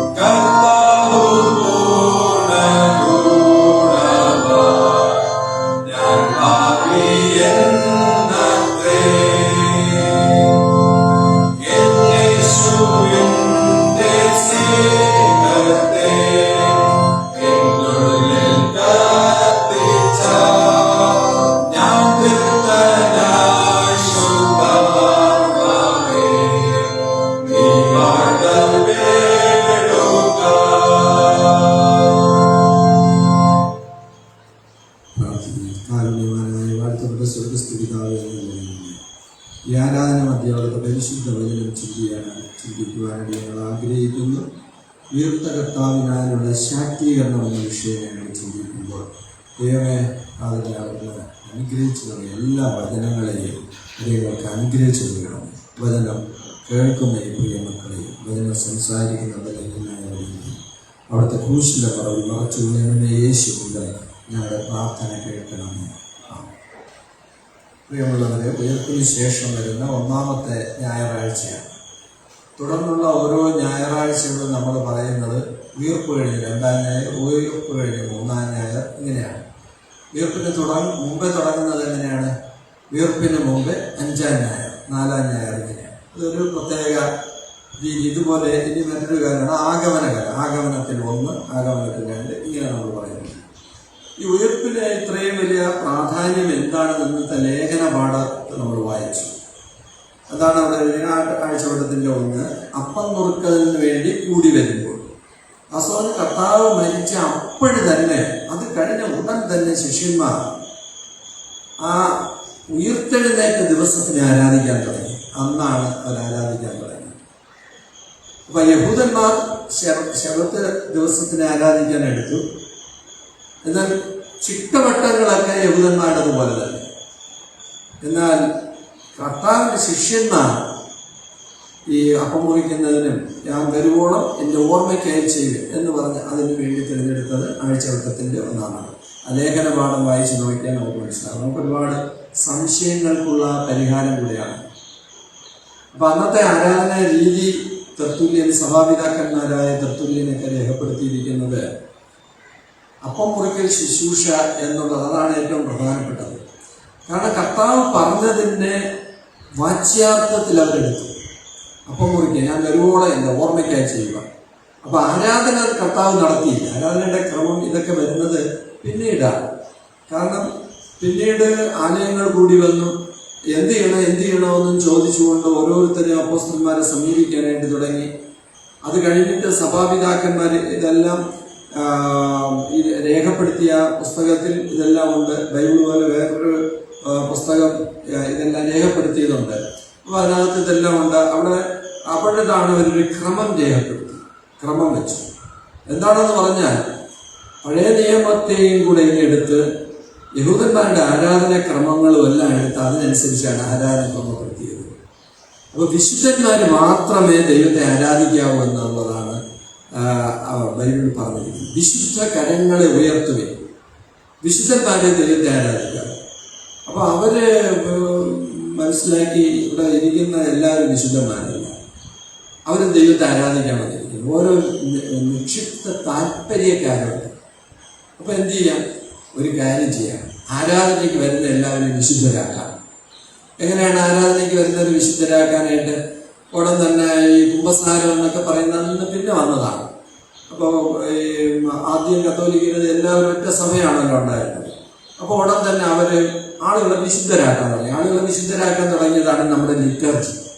അതുകൊണ്ടാണ് ആരാധനയുടെ തുടക്കം മുതൽ അതിൻ്റെ മഹത്വം. ആദ്യം പാപം അറിയിക്കുന്നു, ദൈവത്തോട് പാപം അറിയിക്കുന്നു, പാപം ചെയ്യാറുണ്ടാണ്, അതിനുള്ള പാപം ചെയ്യുന്നു. ഇന്ന് നമ്മൾ 431-ാമത്തെ പാട്ടാണ്. കനിവേറും സ്നേഹപിതാവേ എന്ന് തുടങ്ങുന്നതാണ് ഈ നമ്മുടെ പാപത്തെ ദൈവത്തോട് അറിയിക്കുക. ഞങ്ങളിങ്ങനെ സ്വന്തം ഗുണം മാത്രം നോക്കി ഞങ്ങളിങ്ങനെ കാക്ഷിച്ച് ജീവിച്ചു പോയി, അത് ചെയ്തു, തെറ്റ് ചെയ്തു, അതെല്ലാം അതിനകത്ത് വരുത്തിയിരിക്കുന്നു. അതോടൻ തന്നെ ദൈവത്തോട് അന്നെല്ലാം ഏറ്റുപറയുന്നു. ദൈവത്തോട് ഏറ്റുപറഞ്ഞോടെ ദൈവം പറഞ്ഞു, നിന്റെ പാപം എത്ര കഠിനമായിരുന്നാലും ഞാൻ അതെല്ലാം മാറ്റിത്തരാം. ഉടൻ തന്നെ അവർ ഭയങ്കര സന്തോഷമായി. ഉടൻ അവരെ ദൈവം അങ്ങനെ വിശുദ്ധരാക്കുന്നു. ദൈവം എല്ലാവരുടെയും പാപം അറിയിച്ചപ്പോൾ പാപത്തിൻ്റെ ദൈവം വചനത്തിൻ്റെ അടിസ്ഥാനത്തിൽ വചനം പറഞ്ഞ് ഇന്ന വചനങ്ങളെ വായിപ്പിച്ച് നമ്മൾ എല്ലാവരുടെ പാപവും മാറ്റി തന്നിരിക്കുന്നു. എല്ലാവരും വിശുദ്ധരായി. പിന്നെയാണ് ആരാധന. ഉടൻ തന്നെ അവർ നന്ദി പറയും ദൈവത്തോട്. സ്തോത്ര പ്രാർത്ഥന. ദൈവമേ, ഞങ്ങളെ വിശുദ്ധരാക്കിയതിന് സ്തോത്രം. ഞങ്ങളുടെ പാപം എല്ലാം അറിയിച്ചപ്പോൾ ദൈവം ഞങ്ങളുടെ പാപം ക്ഷമിച്ചു തന്നു. എങ്ങനെ ക്ഷമിച്ചു? പാപം മറിച്ച് കിട്ടിയ മനുഷ്യൻ ഭാഗ്യവാൻ. സങ്കീർത്തനമാണ്. അപ്പോൾ പാപം എല്ലാം ക്ഷമിച്ചു നൽകി ദൈവത്തിൻ്റെ സ്തോത്രം. ഇപ്പോൾ നമ്മളിവിടെ ഇരിക്കുന്ന ഈ ലിറ്റർജി പറഞ്ഞ് നമ്മളിരിക്കുന്ന എല്ലാവരും വിശുദ്ധന്മാരാണ്, എല്ലാവരും വിശുദ്ധയാണ്. ഇത് സഭയുടെ ഒരു ചിട്ടവട്ടമാണ്. അതുകൊണ്ടാണ് ഇത് എത്രയോ വർഷമെടുത്ത് തയ്യാറാക്കിയ ഒരു ലിറ്റർജിയാണ് നമുക്കുള്ളത്. അതിന് പറയുന്നത് എന്താണ്? നൂറ്റാണ്ടുകൾ എടുത്തത്ര ഇതിനെ ഈ രീതിയിൽ ഫോം ചെയ്യും. എന്നിട്ട് ഇതിനെ പറയുന്നത് ഒരു അത്ഭുതകരമായ ഒരു പ്രതിഭാസമാണ്. കാരണം അതിന് അർത്ഥം ഏറ്റു ചൊല്ലിക്കഴിഞ്ഞാൽ നമ്മൾ അറിഞ്ഞു അറിയാതെ ഞാൻ പാപം ചെയ്തു എന്നൊക്കെ ഉള്ള ആശയങ്ങൾ വാക്കിലും പ്രവൃത്തിയിലും ചിന്തയിലും ഒക്കെ പാപം ചെയ്തു. അത് പറയുമ്പോൾ തന്നെ നമ്മുടെ മനോമുഖരത്തിൽ നമ്മളുടെ വാക്കിലൂടെ വന്നുപോയത് പ്രവൃത്തിയിലൂടെ അതെല്ലാം ഓടിയെത്തുമ്പോൾ നമുക്ക് പാപബോധം ഉണ്ടാകുന്നു.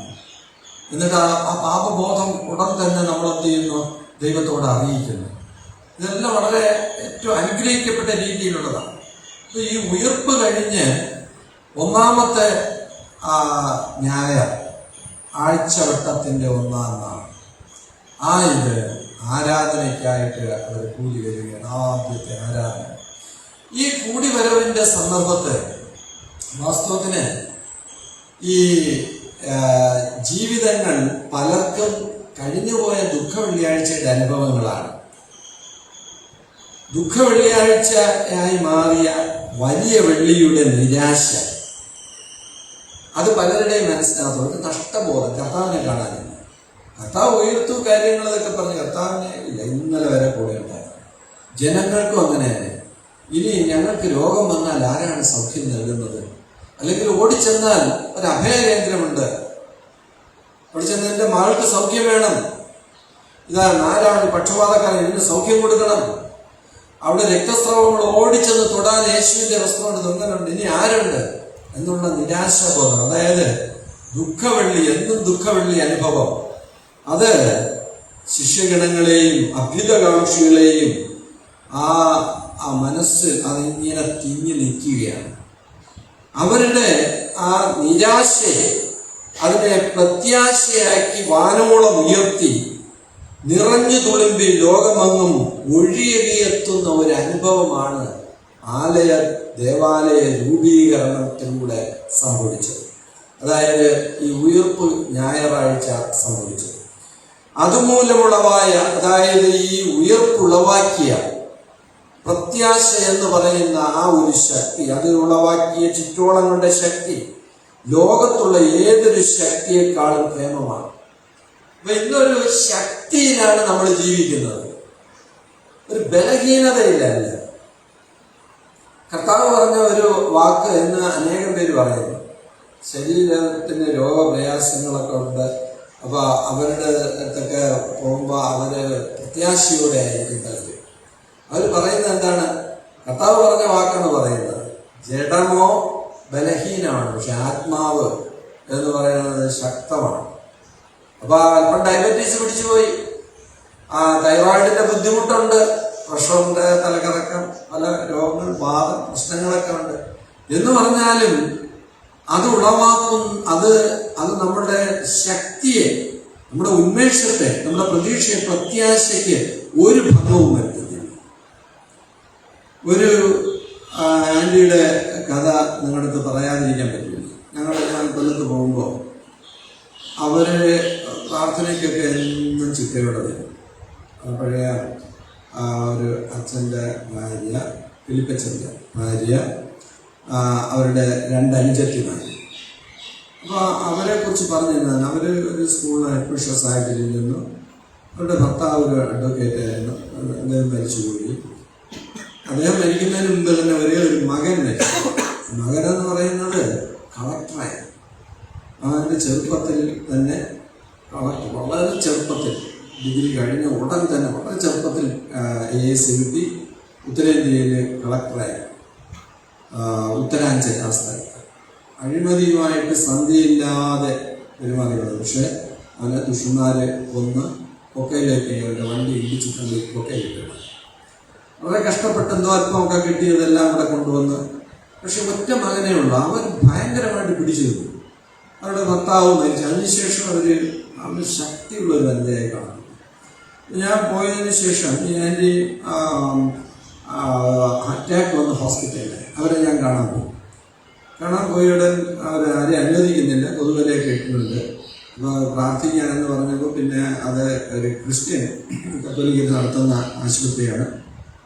പിന്നെ ഞാൻ പോയിടെ നടന്ന് ചോദിക്കുകയാണ്, മക്കൾക്കെല്ലാം സ്കൂളിലൊക്കെ അഡ്മിഷനൊക്കെ കിട്ടിയത്, അച്ഛനൊന്ന് ഞാൻ പോയതേ ഉള്ളൂ ചോദിക്കാൻ. അങ്ങോട്ടുള്ള സുഖക്ഷേമങ്ങളോ എങ്ങനെയിരിക്കണം ചോദിക്കാൻ അനുവദിക്കുന്നില്ല. അതവർക്കൊരു പ്രശ്നമേ അല്ല. എൻ്റെ ക്ഷേമമാണ് അന്വേഷിക്കുന്നത്. അത് കഴിഞ്ഞൊരു 3-4 മാസം വീണ്ടും അറ്റാക്ക് വന്നു. അപ്പോഴും അവർക്കിതൊന്നും ഒരു വലിയ വിഷയമേ അല്ല. അവരുടെ ജീവിതത്തിൽ ഏകമകൻ നഷ്ടപ്പെട്ടു, ഭർത്താവ് നഷ്ടപ്പെട്ടു. അവരുടെ ആ പ്രതിസന്ധികളെല്ലാം ഉണ്ടെങ്കിലും അവരുടെ ആത്മാവെന്ന് പറയുന്നത് കാരിരുമ്പിന്റെ ശക്തിയുള്ളതാണ്. എന്താണ് അതിന് ആ ശക്തി പകരുന്നതെന്ന് ചോദിച്ചാൽ, ഒരു പുനരുദ്ധാനത്തിലൂടെ അവർക്ക് ലഭ്യമായ എംപവർമെന്റ്, അതാണ് ഇന്നത്തെ വിഷയം. Empowered by risen Lord. ഞാൻ അവിടെ ഇരിക്കുന്ന സമയത്ത് എല്ലാ ശുശ്രൂഷകർക്കും വളരെ ഒരു ശക്തിയാണ്. അവർ വീട്ടിൽ തന്നെ ഒരു മുറി തയ്യാറാക്കിയിട്ടുണ്ട്. അപ്പോൾ ശുശ്രൂഷകരുടെ വർക്ക് ലോഡ് കൂടുതലാകുമ്പോൾ പറയാച്ചാൽ ഇവിടെ വന്ന് രാവിലെ വന്ന് ആഹാരം കഴിച്ചിട്ട് വൈകുന്നേരം ചായ കുടിച്ചിട്ട് ഇവിടെ നിന്നാൽ മതി, എങ്ങും പോകരുത്, അച്ഛൻ ഒരു ദിവസം റെസ്റ്റ് എടുക്കണമെന്നൊക്കെ പറയും. അപ്പോൾ അവര് അത് കഴിഞ്ഞിട്ട് അവിടെ ഇരുന്ന് എല്ലാ അച്ഛന്മാർക്കും വേണ്ടിയും പ്രാർത്ഥിക്കും. അവരുടെ ഒരു ടീമുണ്ട്. അവരിങ്ങനെ ഈ റിസൺ ലോർഡ് അതിലൂടെ എംപവേർഡ് അവരെ ശക്തിപ്പെടുത്തി. ഇതാണ് ഒരു ക്രിസ്ത്യാനി, ഒരു വിശ്വാസിയുടെയും ശക്തി എന്ന് പറയുന്നത്. ഒരു ദാരിദ്ര്യത്തിലും നമ്മളെ ബലഹീനപ്പെടുത്താൻ പറ്റില്ല. നമ്മുടെ ഓരോ ആവശ്യങ്ങൾ അടുത്ത സമയം എന്താണെന്ന് ചോദിച്ചാൽ, ഇത് ഇരുളാണ് അടുത്ത് കാണുന്നത്, ഇരുട്ടാണെന്ന് പറയില്ല. അങ്ങനെയൊന്നുമില്ല. അങ്ങനെ ഒരു ഇരുട്ട് ഞാൻ കാണുന്നില്ല. D.L. മൂഡിയുടെ കഥ ഞാൻ ഒരിക്കൽ പറഞ്ഞത് എനിക്ക് ഓർമ്മയുണ്ട്. നിങ്ങളോട് പറഞ്ഞോന്ന് എനിക്കറിഞ്ഞു. അദ്ദേഹം അമേരിക്കയിൽ നിന്ന് കൺവെൻഷൻ നടത്തുന്നതിന് വേണ്ടി ഇംഗ്ലണ്ടിലേക്ക് അദ്ദേഹം വരികയാണ്. ആ ഒരു സ്റ്റിപ്പുലേറ്റഡ് ടൈം, ആ യാത്ര അതെല്ലാം കണക്കാക്കിയാണ് അവിടെ കൺവെൻഷൻ ഫിക്സ് ചെയ്തിരിക്കുന്നത്. ഇപ്പൊ ബർമുഡ ട്രയാങ്കിൾ വരുമ്പോൾ ഭയങ്കരമായ മഞ്ഞു മൂടലും ഇതൊക്കെ വരുമല്ലോ. അപ്പോഴവർ ചെയ്യുന്ന പരസ്പരം ഇടിക്കാതിരിക്കാൻ ആങ്കർ കപ്പലിനനങ്ങാതെയാണ്. കപ്പലനങ്ങാതെയായപ്പോൾ ഇദ്ദേഹം ഡെക്കിൽ വന്നു. അവിടെ ക്യാപ്റ്റൻ്റെ അടുത്ത് ചോദിച്ചാൽ, എന്ത് കപ്പൽ എന്താ പറ്റിയേ? അത് കണ്ടില്ലേ, മഞ്ഞ മൂടിയിരിക്കുന്ന കണ്ടില്ലേ, ഇവിടെ അത്രയും ഒന്നും കാണാൻ പറ്റുന്നില്ല, നിങ്ങൾ ഇത്രയും വിവരമുള്ള ആള് ഇങ്ങനെ സംസാരിച്ചാൽ എങ്ങനെ? ഇവിടെ ഒരു മഞ്ഞ ഞാൻ കാണുന്നൊന്നുമില്ല, എല്ലാം ക്ലീൻ സ്കൈ ആണ് ഞാൻ കാണുന്നത്. ഞാൻ ആകെ കാണുന്നത് അവിടെ നടക്കുന്ന കൺവെൻഷനും അതുമൂലമുള്ള അനേകം പേർ സൗഖ്യമാകുന്നതും യേശുവിനെ സ്വീകരിക്കുന്നതൊക്കെയാണ് ഞാൻ കാണുന്നത്. അപ്പൊ അത് തന്നെയാണ് അദ്ദേഹം സമയത്തിന് എത്തി അദ്ദേഹത്തിന്റെ ജീവിതാനുഭവം. ഇതുപോലെയാണ് നമ്മൾ പറയുന്നത്. ഇല്ല, ഞാൻ എൻ്റെ ജീവിതത്തിൽ ഒരു ഇരുളും ഞാൻ കാണുന്നില്ല. ഈ മരണവും എൻ്റെ ജീവിതത്തിന് ഒന്നും സംഭവിച്ചിട്ടില്ല, എന്നെ ഒന്നും നിരാശപ്പെടുത്തിയിട്ടില്ല. ഈ ദാരിദ്ര്യം എന്നെ ഒന്നും നിരാശപ്പെടുത്തിയിട്ടില്ല. എൻ്റെ വിശ്വാസ ജീവിതത്തെ എനിക്ക് ഒരു തകർച്ച ഉണ്ടാക്കിയിട്ടില്ല. കുടുംബ ബന്ധങ്ങൾ അത് തകർച്ച അതിനൊക്കെ വന്നിട്ടുണ്ട്. അതിന് ഞാൻ പ്രാർത്ഥിച്ചതെല്ലാം ശരിയാകും. അതൊന്നും എന്നെ ദോഷപ്പെടുത്തുന്നില്ല, എന്നെ ബലഹീനപ്പെടുത്തുന്നില്ല. വളരെ ശക്തമായിട്ട് പറയാം. എന്താണെന്ന് ചോദിച്ചാൽ, empowered by the risen Lord. ഇത് ഈ ശക്തി എന്ന് പറയുന്നത് ആറ്റം ബോംബിന്റെ ശക്തിയെ കേട്ടിട്ടില്ല. അതുകൊണ്ട് ഒരു മനുഷ്യൻ പറയുന്നത് ഹൈഡ്രജൻ കോബാൾട്ട് ലാമ്പ്, ഇതിന്റെയൊക്കെ ശക്തി അദ്ദേഹം അവിടെ എഴുതിയിട്ടുണ്ട്. ഇത്ര മെഗാട്ടൺ ശക്തി അത് ഉത്പാദിപ്പിക്കുന്നതൊക്കെ എഴുതിയിട്ടുണ്ട്. അപ്പൊ അതിനെക്കാട്ടും വലിയ ശക്തിയാണ് അത്, നശീകരണ ശക്തി, ആളുകളെ കൊല്ലുന്നതെങ്കിൽ ഈ കൊല്ലാൻ മാത്രമേ അതിനുള്ളൂ. ഒരു മരിച്ചവരെ ഉയർത്തെഴുന്നേൽപ്പിക്കാൻ ആ ശക്തിക്ക് സാധ്യമല്ല. ആ ശക്തിക്ക് സാധ്യമെന്ന് പറയുന്നത് എന്താണ്? ഈ ഉയർപ്പെന്ന് പറയുന്ന ആ ശക്തിക്ക് മാത്രമാണ് ഉത്ഥാനം. അതിന് മാത്രമേ മരിച്ചവരെ ഉയർത്തെഴുന്നേൽപ്പിക്കാൻ സാധിക്കുകയുള്ളൂ. മരിച്ച ജീവിത അനുഭവങ്ങളെ, രോഗാവസ്ഥയിലായിരിക്കുന്ന, വേദനയിലായിരിക്കുന്ന, ഇനി എന്ന് മുന്നോട്ട് പോകാൻ സാധിക്കാത്ത വിധം ജീവിതം ഒരു ദശാസന്ധിയിൽ പെട്ട് ഉഴലുന്ന ഈ സന്ദർഭത്ത് അതിനെയെല്ലാം തരണം ചെയ്യുവാൻ സാധിക്കുന്ന ശക്തി പ്രദാനം ചെയ്യുവാൻ, ജനറേറ്റ് ചെയ്യുവാൻ സാധിക്കുന്നത് ഈ ഉയർപ്പിന് മാത്രമേ ഉള്ളൂ, ഉത്ഥാനത്തിന് മാത്രമേ ഉള്ളൂ. അപ്പൊ ഇന്ന് നമ്മൾ ഈ എംപവേർഡ് ബൈ റിസൺ ലോർഡ് എന്ന് നമ്മൾ ചിന്തിക്കുമ്പോൾ നമ്മൾ മനസ്സിലാക്കേണ്ട കാര്യം, ഇത് നമ്മളിൽ എന്തുമാത്രം ശക്തി പകരുന്നു എന്നുള്ളതാണ്. സങ്കീർത്തനം 40:30 പറയുന്നത്, വായിലൊരു പുതിയ പാട്ട് തന്നു എന്നാണ്. എന്താണ് ആ പാട്ട്? നരകം തോൽപ്പിക്കപ്പെട്ടു, സ്വർഗം മഹത്വീകരിക്കപ്പെട്ടു, മരണം നീക്കപ്പെട്ടു, അമർത്യത വെളിപ്പെട്ടു. ഇന്നലെ വരെയുള്ള പാട്ടെന്തായിരുന്നു? മരണം, നിരാശ. പക്ഷെ ഇന്ന് പ്രത്യാശയുടെ പാട്ടാണ്. സങ്കീർത്തനം 40:3 അതിന്റെ ഭാഷ അത് അതിൽ എഴുതിയിരിക്കുന്ന രീതികളാണ്. നരകം തോൽപ്പിക്കപ്പെട്ടു, സ്വർഗം മഹത്വീകരിക്കപ്പെട്ടു, മരണം നീക്കപ്പെട്ടു, അമർത്യത വെളിപ്പെട്ടു. ഈ അമർത്യത എന്ന് പറഞ്ഞാൽ എന്താണ്? മരണമില്ല എന്നുള്ള അവസ്ഥയാണ്. ഇനി മരണമില്ല എന്നുള്ള അവസ്ഥയിലാണ് നാം ജീവിക്കുന്നത്. ഇതിനായിട്ട് ഒന്നാമത് പുനരുദ്ധാനത്തെ 2 പോയിന്റ്സ് ആയിട്ടാണ് ചിന്തിക്കാൻ ആഗ്രഹിക്കുന്നത്. പുനരുദ്ധാനത്തെ ചോദ്യചിഹ്നമാക്കുന്ന രീതി, ചോദ്യചിഹ്നമാകുന്ന പുനരുദ്ധാനം. അതിന് ഞാൻ തോമസിന്റെ അനുഭവങ്ങളെയാണ് എടുക്കുന്നത്. ഇന്ന് വായിച്ചു കേട്ട വേദഭാഗം, സുവിശേഷ ഭാഗം യോഹന്നാൻ 20 അതിന്റെ 11 മുതലുള്ള ഭാഗത്ത് കാണുന്നതിനെ ചിന്തിക്കാം. എന്നാൽ 24 മുതൽ 29 വരെയുള്ളിടത്ത് ഈ തോമസിന്റെ അനുഭവമാണ്. അപ്പൊ തോമസ് ആകെപ്പാടെ വേദനയിലിരിക്കുകയാണ്. അപ്പൊ അതിന്റെ ഈ പുനരുദ്ധാനം എന്ന് പറയുന്നത് ഒരു മിത്തായിട്ട് അയാള് സങ്കല്പിച്ച് നടക്കുകയാണ്. അയാളുടെ അടുത്തും വന്ന് മറിയ പറഞ്ഞു, എന്താണ്? കർത്താവ് ഉയർത്തു, ഞാൻ കണ്ടു, ഞങ്ങൾ കണ്ടു, ഞാൻ കണ്ടു, ഒഴിഞ്ഞ കല്ലറ ഞാൻ കണ്ടു. കർത്താവ് എന്നെ മറിയെ എന്ന് വിളിച്ചു, ഞാൻ റബൂനി എന്ന് വിളിച്ചു. കർത്താവിൻ്റെ അടുത്ത് പോയി നിങ്ങളുടെ അടുത്തൊക്കെ പറയാൻ പറഞ്ഞു. അയാൾ അതൊന്നും തിരിച്ചു പറഞ്ഞതായിട്ട് വേദവസ്തുത്തില്ല. പക്ഷേ ഇയാൾ ഇതിനെ ഒരു മിത്തായിട്ട് കണ്ടു എന്ന് പിന്നീട് മനസ്സിലാക്കി. ഈ വേദഭാഗങ്ങളിൽ തന്നെ എന്താണ്? അയാള് ഈ പറയുന്ന മഹാസുവിശേഷം ഒരു കടങ്കഥയാണ്. അയാൾ അവിടെ പറയുന്നത് എന്താണ്? മറ്റു ശിഷ്യന്മാർ ഉയർത്തിയ ഈ പ്രത്യാശ, കർത്താവ് എന്നെ ഞങ്ങൾ കണ്ടു, യോഹന്നാൻ 20:25, അതിനെ ഖണ്ഡിക്കുകയാണ്. അദ്ദേഹം പറയുകയാണ്, അങ്ങനെ എന്നെ വിശ്വസിക്കാൻ എന്നെ കിട്ടില്ല. എനിക്ക് ഒരു വ്യക്തമായ ധാരണ വേണം. അവന്റെ കൈകളിൽ ആണിയടിച്ച് ക്രൂശിച്ചത് എനിക്കറിയാം. അവിടെ നിശ്ചയമായിട്ടും ആണിയുടെ തഴമ്പ് പാടുണ്ട്. അങ്ങനെ കർത്താവ് വന്നിട്ടുണ്ടെങ്കിൽ ആ ആണിപ്പാട് അവിടെ ഉണ്ട്. എനിക്ക് എന്റെ കൈനീട്ടി അതിനെ കാണണം. ഇവിടെ കൈനീട്ടി കാണണമെന്നാണ് എഴുതിയിരിക്കുന്നത്. കൈനീട്ടി തൊടുക എന്നൊന്നും കാര്യങ്ങളില്ല. എനിക്ക് കൈനീട്ടി എനിക്കതിനെ കാണണം. പിന്നെ അവന്റെ വിലാപ്പുറത്ത് കൈയിടണം. കുന്തം കൊണ്ട് കുത്തിയില്ലേ, അത്ര ആഴത്തിലുള്ള മുറിവാണ്. അത് പൊറുക്കാനായിട്ടൊന്നും സമയമൊന്നും ആയിട്ടില്ല. അവിടെ ഒരു ദ്വാരമുണ്ട്, എനിക്കതിന് കൈയിടണം. ഇതെല്ലാം കണ്ടാലേ ഞാൻ വിശ്വസിക്കും. നമ്മൾ പറയുന്നത് സംശയം തോമസ് എന്നൊക്കെയാണ് തോമസിനെ പറയുന്നത്. അയാളൊരു ചഞ്ചലചിത്തന. അയാൾ ചഞ്ചലചിത്തനയല്ല, പിന്നെയോ കർത്താവിന്റെ ക്രൂശുമരണം മൂലമുളവായ ശൂന്യത അവനിൽ ഉളവാക്കിയ നിരാശയുടെ ഫലമാണ്. അത് അടിവരയിട്ട് മനസ്സിലാക്കണം. ചോദ്യചിഹ്നമാകുന്ന പുനരുദ്ധാനം എന്ന് പറയുന്നത് തോമസിന്റെ പാഠവുമായിട്ട് ബന്ധപ്പെടുത്തി തോമസിനെ മാത്രം പറയുന്നതല്ല. നമ്മുടെ എല്ലാവരുടെയും ജീവിതത്തിൽ ചില സന്ദർഭങ്ങളിലെങ്കിലും ഈ ഉത്ഥാനം, പുനരുദ്ധാനം എന്ന് പറയുന്നത് ചോദ്യചിഹ്നമാണ്. കാരണം നമ്മൾ പറയുന്നില്ല, ക്രിസ്തു ഉയർത്തുന്നതിനെ നമ്മൾ പറയും. പക്ഷെ നമ്മുടെ പ്രവൃത്തികളിലൂടെ ഓരോ കാര്യങ്ങളുണ്ട്, റിയാക്ഷനിലൂടെ നമ്മൾ പറയാതെ പറയും, ക്രിസ്തു ഉയർത്തിട്ടുണ്ടോ. അപ്പോൾ ഒരു സംശയമാണ് ഈ മരണം. ഇനിയും ഒരു രക്ഷയില്ല, ഇതെല്ലാം പോയി, ഈ നഷ്ടം എല്ലാം പോയി. അത് പുനരുദ്ധാനത്തെ സംശയിക്കുകയാണ്.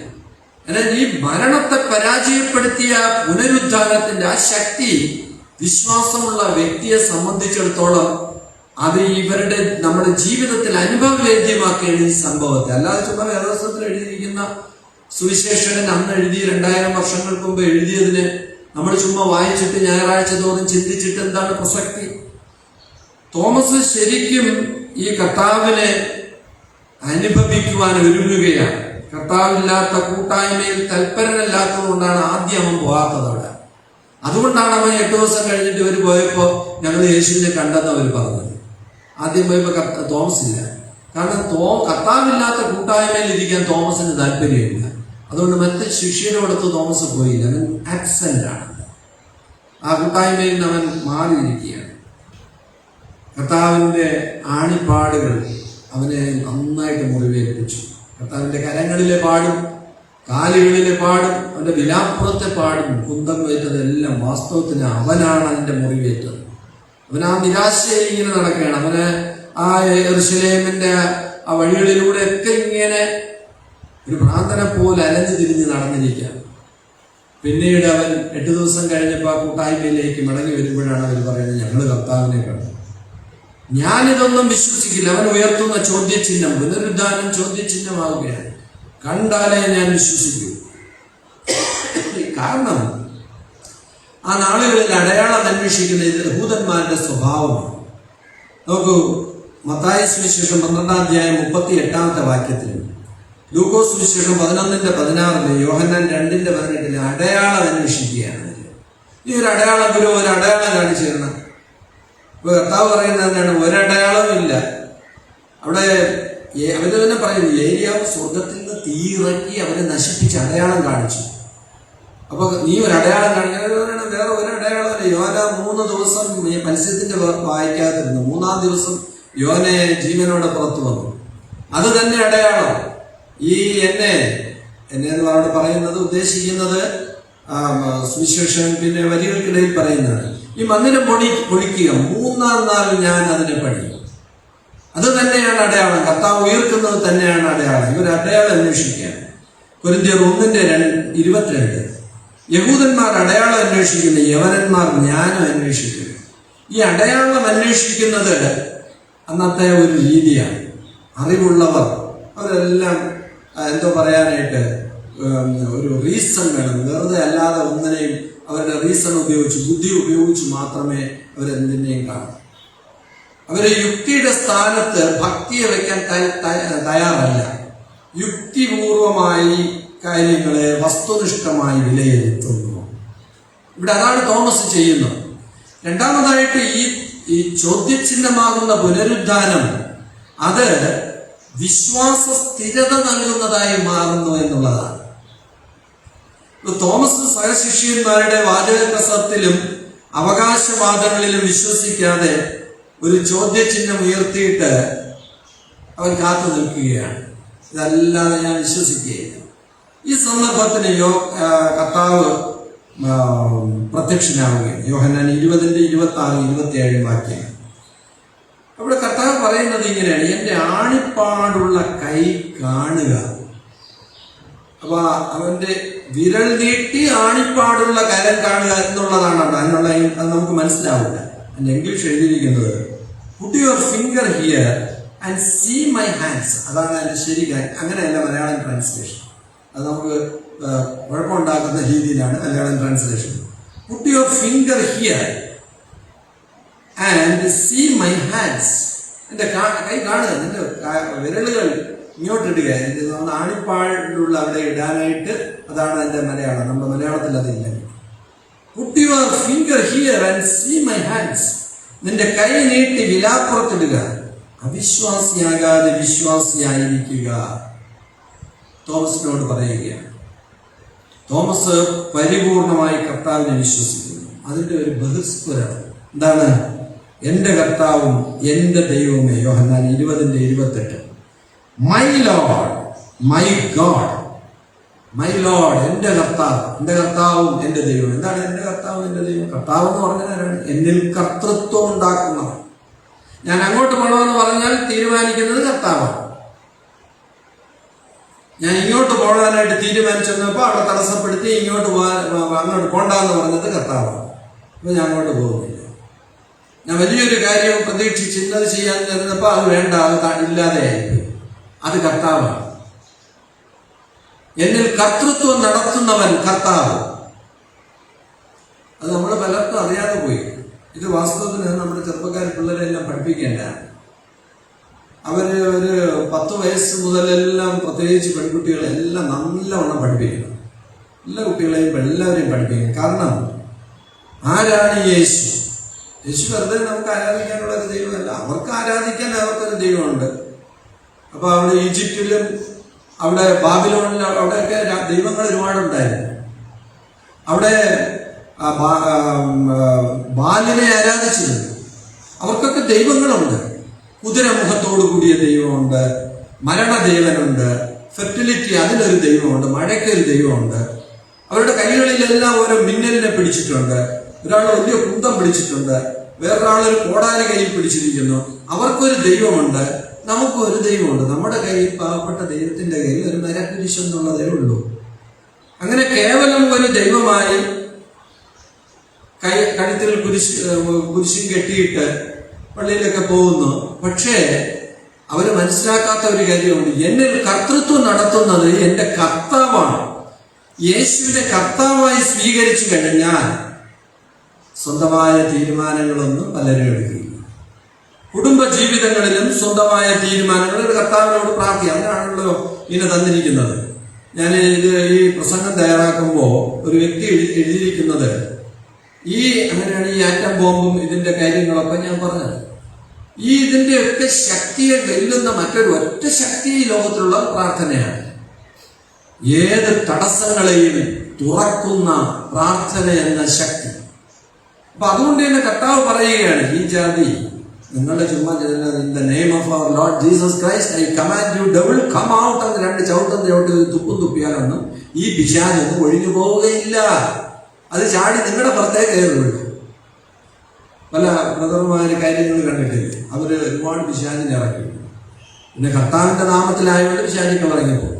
പക്ഷെ യോഗ്യതയില്ലാത്തവൻ, സുവിശേഷത്തിൽ പറയുന്ന കാര്യമാണ്, യോഗ്യതയില്ലാത്തവനായതുകൊണ്ട് ആ പിശാച് അവന്റെ മേലിൽ തന്നെ ചാടിക്കയറും.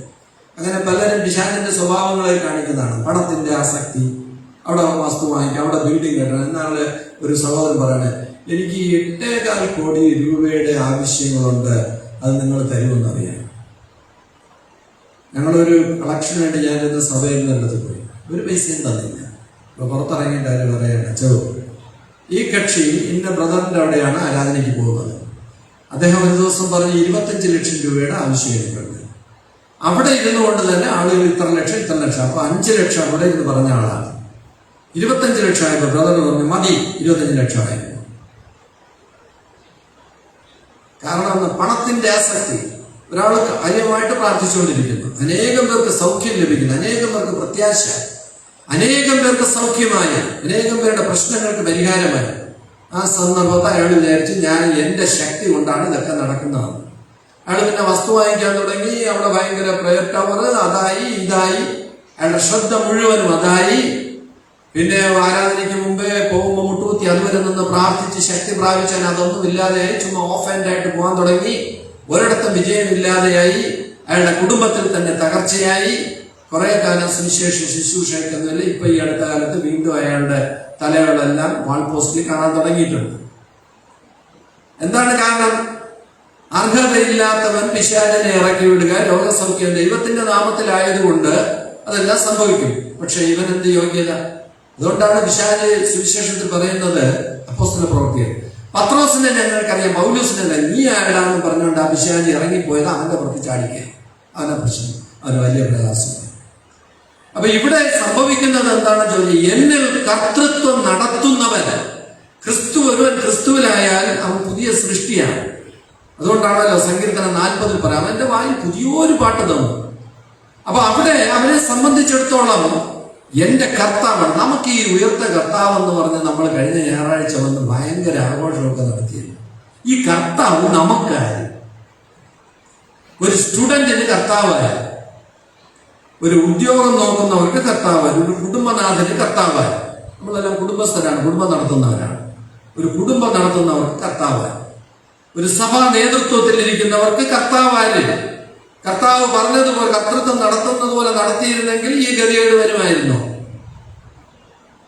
കർത്താവ് പറഞ്ഞതുപോലെ ചെയ്തത് കൊണ്ടാണ് ഈ സംഭവിച്ചത്. കർത്താവ് പറഞ്ഞോ കൊണ്ട് ഒളിച്ചിട്ട് അടിക്കാൻ? കർത്താവ് പറഞ്ഞോ ഈ ഇങ്ങനെയെല്ലാം വേണ്ടാതരം കാണിക്കാൻ, ശരിയായ വോട്ടുകൾ വെട്ടിമാറ്റാൻ കർത്താവ് പറഞ്ഞു? സഭയിൽ പ്രവർത്തിച്ചുകൊണ്ടിരിക്കുന്നവരെ ഇഷ്ടമില്ലാത്തതുകൊണ്ട് മാറ്റി കളയാൻ കർത്താവ് പറഞ്ഞു? എന്നിൽ കർത്താവ് എന്ന് പറയും കർത്തൃത്വം നടത്തുന്നവനാണ് മൈ ലോർഡ്. പ്രിയമുള്ളവരെ, കർത്താവില്ലാത്ത അനേകം പേര് ഉണ്ട്. അവര് കർത്തൃത്വം നടത്തുന്നുണ്ട്, അവരുടെ രീതി. കർത്താവല്ല അവരിലൂടെ പ്രവർത്തിക്കുന്നത് കർത്താവാകുമ്പോഴാണ്. കർത്താവ് അവരിൽ പ്രവർത്തിക്കുന്ന ആ പ്രവർത്തനം അവരിലൂടെ കാണുമ്പോഴാണ് നമുക്ക് മനസ്സിലാവുന്നത് ഇവൻ കർത്താവാണ്, ഇവന്റെ കർത്താവ്. യേശു ഉയർത്ത കർത്താവാണ് ഇവന്റെ കർത്താവ്. ഉയർത്ത ആ കർത്താവിന്റെ ശക്തി ഇവനിൽ പ്രവഹിക്കുന്നു. ഇപ്പൊ പ്രവഹിക്കുന്നത് മുഴുവൻ ഉയർത്ത കർത്താവിന്റെ ശക്തിയല്ല, പിന്നെയോ പൈശാചികന്റെ ശക്തിയാണ്. അവനും ശക്തിയുണ്ട്. പൈശാചികന് ഭയങ്കര ശക്തിയാണ്. ഒരിക്കലെ ഇവിടെ ഉള്ള ഈ ഹോസ്റ്റലിൽ പണ്ട് ഒരു സഹോദരി പ്രാർത്ഥിക്കാനില്ല. ഈ ഹോസ്റ്റലിനോട് എനിക്ക് ബന്ധം എൻ്റെ അമ്മ എൻ്റെ അപ്പനിവിടെ ശുശ്രൂഷ ചെയ്യുമ്പോൾ അമ്മയ്ക്ക് ജോലി കിട്ടി പോകുമ്പോൾ വെച്ച് എന്നെ നോക്കി ഇവിടുത്തെ മാറ്ററിനാണ് ഡേസിനാണ്.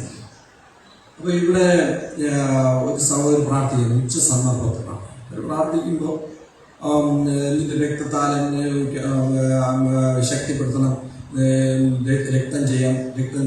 അപ്പോൾ ഈ മാറ്ററിന് ഇവരൊക്കെ വേറൊരു മാറ്ററിനായിരിക്കും പിന്നീട് നടന്ന സംഭവം. ഇവരൊക്കെ ശ്രദ്ധിക്കുന്നു എന്താണ്. അപ്പോൾ കുറേ സഹോദരി പെൺകുട്ടികളൊക്കെ ഉണ്ട്. ഈ സ്ത്രീ ഭയങ്കര പ്രാർത്ഥന തലയിലൊക്കെ രക്തത്താൽ ബലപ്പെടുത്തണം, ശക്തിപ്പെടുത്തണം, തോണിക്കണം, ഭയങ്കര പ്രാർത്ഥന. അപ്പോൾ ഈ മാറ്റുന്നൊരു കുസൃതി തോന്നി ബൈബിൾ എടുത്ത് അവരുടെ മടിയിൽ വയ്ക്കാൻ, മടിയിൽ വെച്ച് ആരാറി വിളിക്കാൻ സാത്താനായിരുന്നു. ഇവിടെ നടന്ന സംഭവമാണ്. സാത്താനാണ് ഈ ഇരിക്കുന്നത്. പലർക്കും തോന്നും ഇത് യേശുവാണ്, അത് കർത്താവ് തന്നെ പറയാം. അന്തിക്രിസ്തു അവസാനം എഴുന്നേൽക്കുന്നു, കർത്താവ് കർത്തൃത്വം നടത്തുന്നു. രണ്ടാമത് അയാൾ പറയുന്നത് എന്താണ്? മൈ ഗോഡ്, എന്റെ ദൈവം. ദൈവം എന്ന് പറയുന്നത് സമ്പൂർണമാണ്.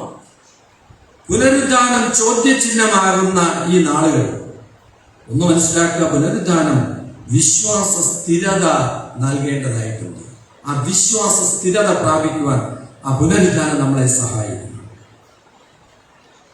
ഇല്ലാത്ത സ്ഥലത്ത് കർത്താവിനെ തിരയുന്ന മറിയയെ കാണുമെന്ന് വായിച്ച പാഠഭാഗത്ത് അവിടെ വന്ന് കർത്താവിനെ അവിടെ നോക്കുമ്പോൾ അതും കാണുന്നില്ല, കല്ലറ ഒഴിഞ്ഞു കിടക്കുന്നു. കരയുന്നു, കരഞ്ഞുകൊണ്ട് തന്നെ കല്ലറയ്ക്കുള്ളിൽ അവൾ പ്രവേശിക്കുന്നു. അവിടെ നോക്കുന്നു, അവിടെ രണ്ട് ദൂതന്മാരിരിക്കും, അയ്യോ ഇവിടെ ഇല്ല. അവൾ വീണ്ടും കരയുന്നു, കർത്താവിനെ കാണാനില്ല. അവളുടെ കരച്ചിൽ നിരാശ ഉളവാക്കുകയാണ്. അവളുടെ ജീവിതത്തിന്റെ മുന്നിൽ ഇനി ഇരുട്ടാണ്, ഇനി ഒന്നും പ്രത്യാശയ്ക്ക് വകയില്ല. കാരണം എന്താണ്?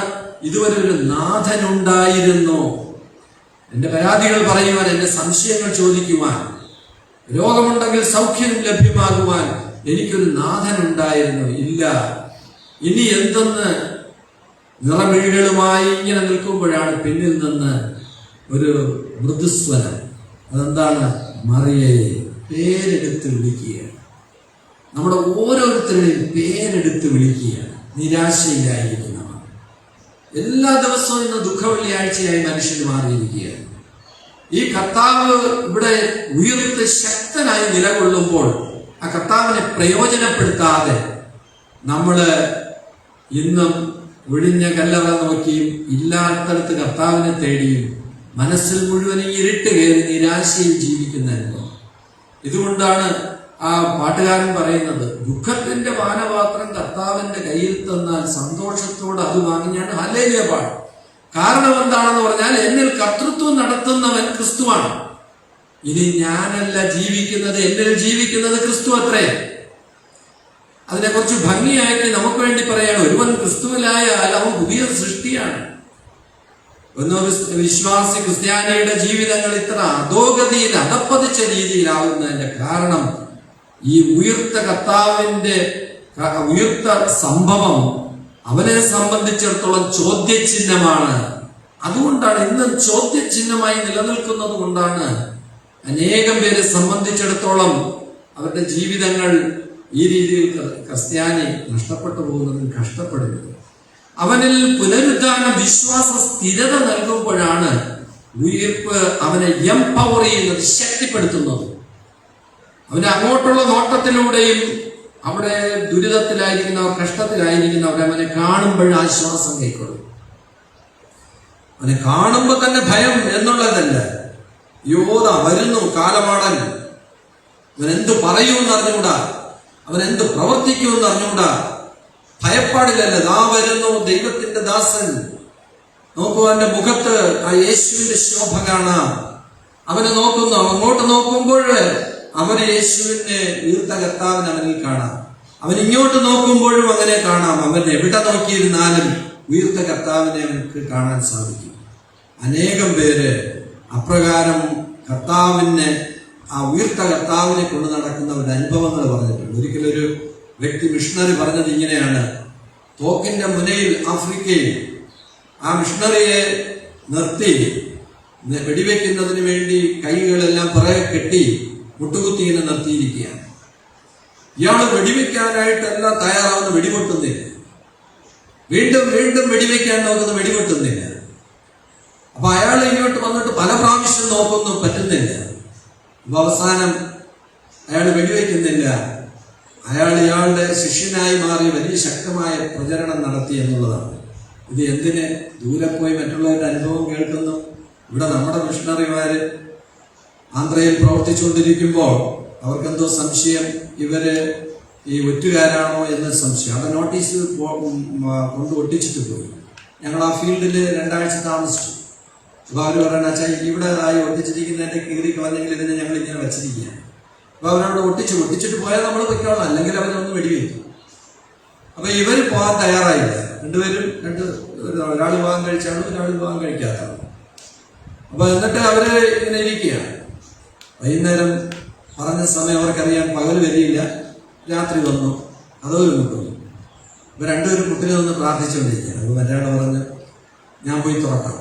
അപ്പൊ ഇയാൾ പറഞ്ഞു, വേണ്ട, ബ്രദർക്ക് വിവാഹം കഴിച്ച് കുടുംബമൊക്കെ ഉള്ളതല്ലേ, ഞാൻ പോയി തുറക്കാം. അദ്ദേഹം അവിടെ തുറക്കാനായിട്ട് പോയിട്ട് ഇയാൾ നിർബന്ധിച്ച് അയാൾ പോയി തുറന്നിട്ട് അയാൾ പറഞ്ഞു, നിങ്ങളടുത്ത് ഞങ്ങൾ പറഞ്ഞതല്ലേ ഇവിടെ ഒന്ന് പൊയ്ക്കോളണമെന്ന്, എന്നിട്ട് എന്തുകൊണ്ട് പോകുന്നില്ല? വെടിവയ്പ്പല്ല നടക്കുന്നത്, നിങ്ങൾ പോകണം എന്നൊക്കെ നിർബന്ധിച്ച് പറഞ്ഞിട്ട് ഞങ്ങളിപ്പോ വരുമ്പോ നിങ്ങൾ ഇവിടെ നിന്ന് പോകണം, ഞാൻ തയ്യാറായിക്കണം. അവര് കഥ കൂട്ടിയിട്ട് അവര് പോയില്ല. അവര് അവിടെ നിന്ന് പ്രാർത്ഥിച്ചുകൊണ്ടിരിക്കുക. വീണ്ടും കഥ കൂട്ടുകയാണ്. ഒരെണീറ്റ് പോയി, ഞങ്ങൾക്ക് വെടിവെക്കാൻ സാധിക്കുന്നില്ല. അവർക്ക് അനുകൂലികളായി മാറുകയാണ്. ഒരച്ഛൻ ഇവിടെ പ്രവർത്തിക്കുന്നുണ്ട്, ഇവിടെ ഒരു പള്ളിയിൽ കൊണ്ട് വേറൊരു ആള് മിഷൻ ഫീൽഡിലുണ്ട്. നമ്മുടെ സഭയിൽ നടന്നത് എന്താണ്? അവൻ അങ്ങോട്ട് നോക്കിയാലും യേശുവിന്റെ കർത്താവിനെ കാണാം, അവനിലൂടെ ഇങ്ങോട്ട് നോക്കിയാലും കാണാം, എവിടെ നോക്കിയാലും എന്നിൽ കർത്തൃത്വം നടത്തുന്നവൻ. അതാണ് ഈ പുനരുദ്ധാനം നൽകുന്ന വിശ്വാസം. നമുക്ക് ഈ ഉയർത്ത കർത്താവാരാണ്? ഉയർത്ത കർത്താവാരും ഉയർത്താത്ത കർത്താവാരും എന്നും ചോദ്യചിഹ്നങ്ങൾ മാത്രമാണ്. അങ്ങനെ ചെയ്തില്ലെങ്കിൽ എന്ത്, ഇങ്ങനെ ചെയ്തില്ലെങ്കിൽ എന്ത്, അത് ചെയ്തില്ലെങ്കിൽ എന്ത്, ഇത് ചെയ്തില്ലെങ്കിൽ എന്ത്, അതാര് പറഞ്ഞത്, ഇതെല്ലാം എഴുതി വെച്ചിരിക്കുന്ന സഭയുടെ നേതൃത്വമല്ലേ, ഇതെല്ലാം കർത്താവ് എന്ന് പറഞ്ഞു, അങ്ങനെ കർത്താവിന് കൊടുക്കണമെന്നുണ്ടോ, കർത്താവിന്റെ സന്നിധിയിൽ ഇങ്ങനെ പോണമെന്നുണ്ടോ, വീട്ടിൽ ഇരുന്ന് ആരാധിച്ചാൽ പോരെ, അതെല്ലാം പോരെ, ഒരുപാട് ചോദ്യചിഹ്നങ്ങളാണ്. പക്ഷേ ഈ പുനരുദ്ധാനം എന്ന് പറയുന്ന ഈ മഹാസംഭവം, സ്വർഗത്തിൽ നിന്ന് തന്റെ പുത്രനെ അയച്ചു, പുത്രൻ തന്റെ ഉദ്ദേശം സാധിച്ചിട്ട് തന്റെ സന്നിധിയിലേക്ക് കടന്നു വന്നു, ക്രൂശുമരണം ഇതെല്ലാം കഴിഞ്ഞിട്ട്.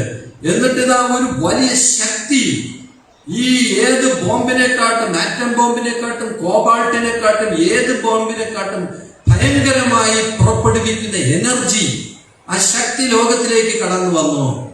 ആ ശക്തി ആർക്ക് വേണ്ടിയാണ്? പ്രിയമുള്ളവരെ, ഈ ശക്തി നമുക്ക് സ്വീകരിക്കുക. ആ ശക്തി സ്വീകരിച്ച് നമുക്ക് മുന്നോട്ട് പോകാം. കർത്താവിനെ കാണാതെ കരയുന്ന മറിയ, ഒഴിഞ്ഞ കല്ലറ, കർത്താവില്ലാത്തടത്ത് കർത്താവിനെ തിരയുന്നവർ, ഇതുപോലുള്ള അനേക അനുഭവങ്ങളാണെങ്കിലും ഇതാ നിരാശയിലായിരിക്കും നമ്മുടെ ചോദ്യം. നമ്മുടെ പേർ ചൊല്ലി വിളിക്കുന്ന കർത്താവ്, മറിയയെ, പത്രോസെ എന്ന് പേർ ചൊല്ലി വിളിക്കുന്ന, പറയുന്ന സ്റ്റീഫ, തങ്കയ്യ എന്നൊക്കെയുള്ള പേര് ചൊല്ലി വിളിക്കുന്ന കർത്താവ്, എന്നിട്ട് അവിടെ നമ്മളെ ശക്തിപ്പെടുത്തുകയാണ്, തുടർന്നുള്ള ജീവിതം നയിക്കുന്നു. ഇനി നമ്മുടെ ജീവിതം എന്ന് പറയുന്നത് ഈ ശക്തിയിലാണ്, അല്ല നിസ്സാര കാര്യങ്ങൾ. ആ ശക്തി പ്രാപിച്ചുകൊണ്ട് മുന്നോട്ട് പോകുവാൻ ദൈവം നമ്മെ വെല്ലുവിളിക്കുന്നു. അപ്പോൾ ഈ സന്ദർഭത്ത് നമ്മൾ പാടുന്നത്, തട്ടി തട്ടി നിൽപ്പതാണ്, കാത്തു നിൽപ്പതാണ്, രാജതുല്യനാം സഞ്ചാരി, സ്വർഗ ലോകനായി ചിത്തമേ ഉണർന്നതേറി നിന്റെ ഉൾ തുറക്കയില്ലയോ എന്ന് കവി ചോദിക്കണം. മോശവത്സരൻ ശാസ്ത്രിയാണ് 172 പാട്ട്. നമുക്ക് എല്ലാവർക്കും എഴുന്നേറ്റ് നിൽക്കാം.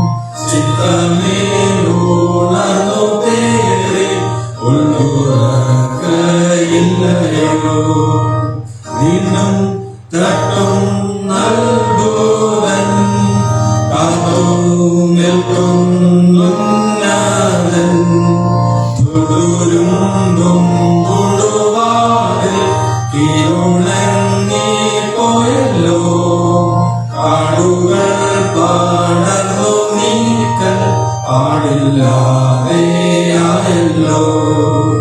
ഹായിദത്ത അത്ഭുതം തട്ടി തട്ടി നിൽപ്പതും ആണിപൂണ്ട കൈതട്ടുന്നു ഓട്ടമെന്തോ മാതൃക ആനന്ദിയ രക്ഷകനും ഉള്ളത്തെ തുറക്കുക. ഇപ്പോൾ ഞങ്ങൾ പ്രാർത്ഥിക്കാം. ഒരു ഉയർപ്പിന്റെ അനുഭവം, ശക്തി അനുഭവിക്കുന്നവരാണെന്ന്. എന്നാൽ പലപ്പോഴും ഈ ഉയർപ്പിന്റെ അനുഭവത്തിലുള്ള പ്രവൃത്തികളിലല്ല നമ്മുടെ ജീവിതത്തിൽ കാണുന്നത്. അതൊരു ചോദ്യചിഹ്നമായി നമ്മൾ മാറ്റുകയാണ് ഉയർപ്പിനെ. അതിനെ നമ്മൾ അംഗീകരിക്കുന്നുവെങ്കിൽ ഉയർപ്പിലൂടെ യഥാർത്ഥമായ അവിശ്വാസത്തിന്റെ ശക്തി നമ്മളിൽ ഉളവാകും. തോമസ് ആദ്യം ചോദ്യചിഹ്നങ്ങൾ ഉയർത്തിയെങ്കിലും പിന്നീട് അതവനെ ശക്തിപ്പെടുത്തി. കർത്താവിന്റെ പ്രത്യക്ഷത അവനെ ശക്തിപ്പെടുത്തി. ശൂന്യതയിൽ കർത്താവിനടുത്ത് ഇല്ലാത്തടത്ത് കർത്താവിനെ അന്വേഷിച്ച് കണ്ണിലും മനസ്സിലും ഇരുട്ട് നിറഞ്ഞ മറിയ കണ്ണുകൾ നിറഞ്ഞ് കലങ്ങി ആയിരിക്കുന്നെങ്കിലും അവളുടെ വീർത്ത കർത്താവ് അവളുടെ പേർ ചൊല്ലി വിളിച്ചവളെ ശക്തിപ്പെടുത്തി. ഇന്ന് നമ്മുടെ ജീവിതത്തിൽ അനേകം പ്രതിസന്ധികളിലൂടെ നമ്മൾ കടന്നു പോകുന്നു. ഇന്നലെയും അങ്ങനെ തന്നെയായിരുന്നു. ഇന്നും ആ പ്രതിസന്ധി ഉണ്ട്. നാളെയും ആ പ്രതിസന്ധി നമ്മുടെ ജീവിതത്തിൽ വരാം. പക്ഷേ കർത്താവ് പറഞ്ഞത്, നീ എത്ര തന്നെ വിചാരിച്ചാലും ഒരു മുടി പോലും കറുപ്പിക്കാനോ വെളുപ്പിക്കാനോ സാധ്യമല്ല. ആ കർത്താവ് നമ്മെ പേർ ചൊല്ലി വിളിച്ച് നമ്മളെ ശക്തിപ്പെടുത്തുകയാണ്.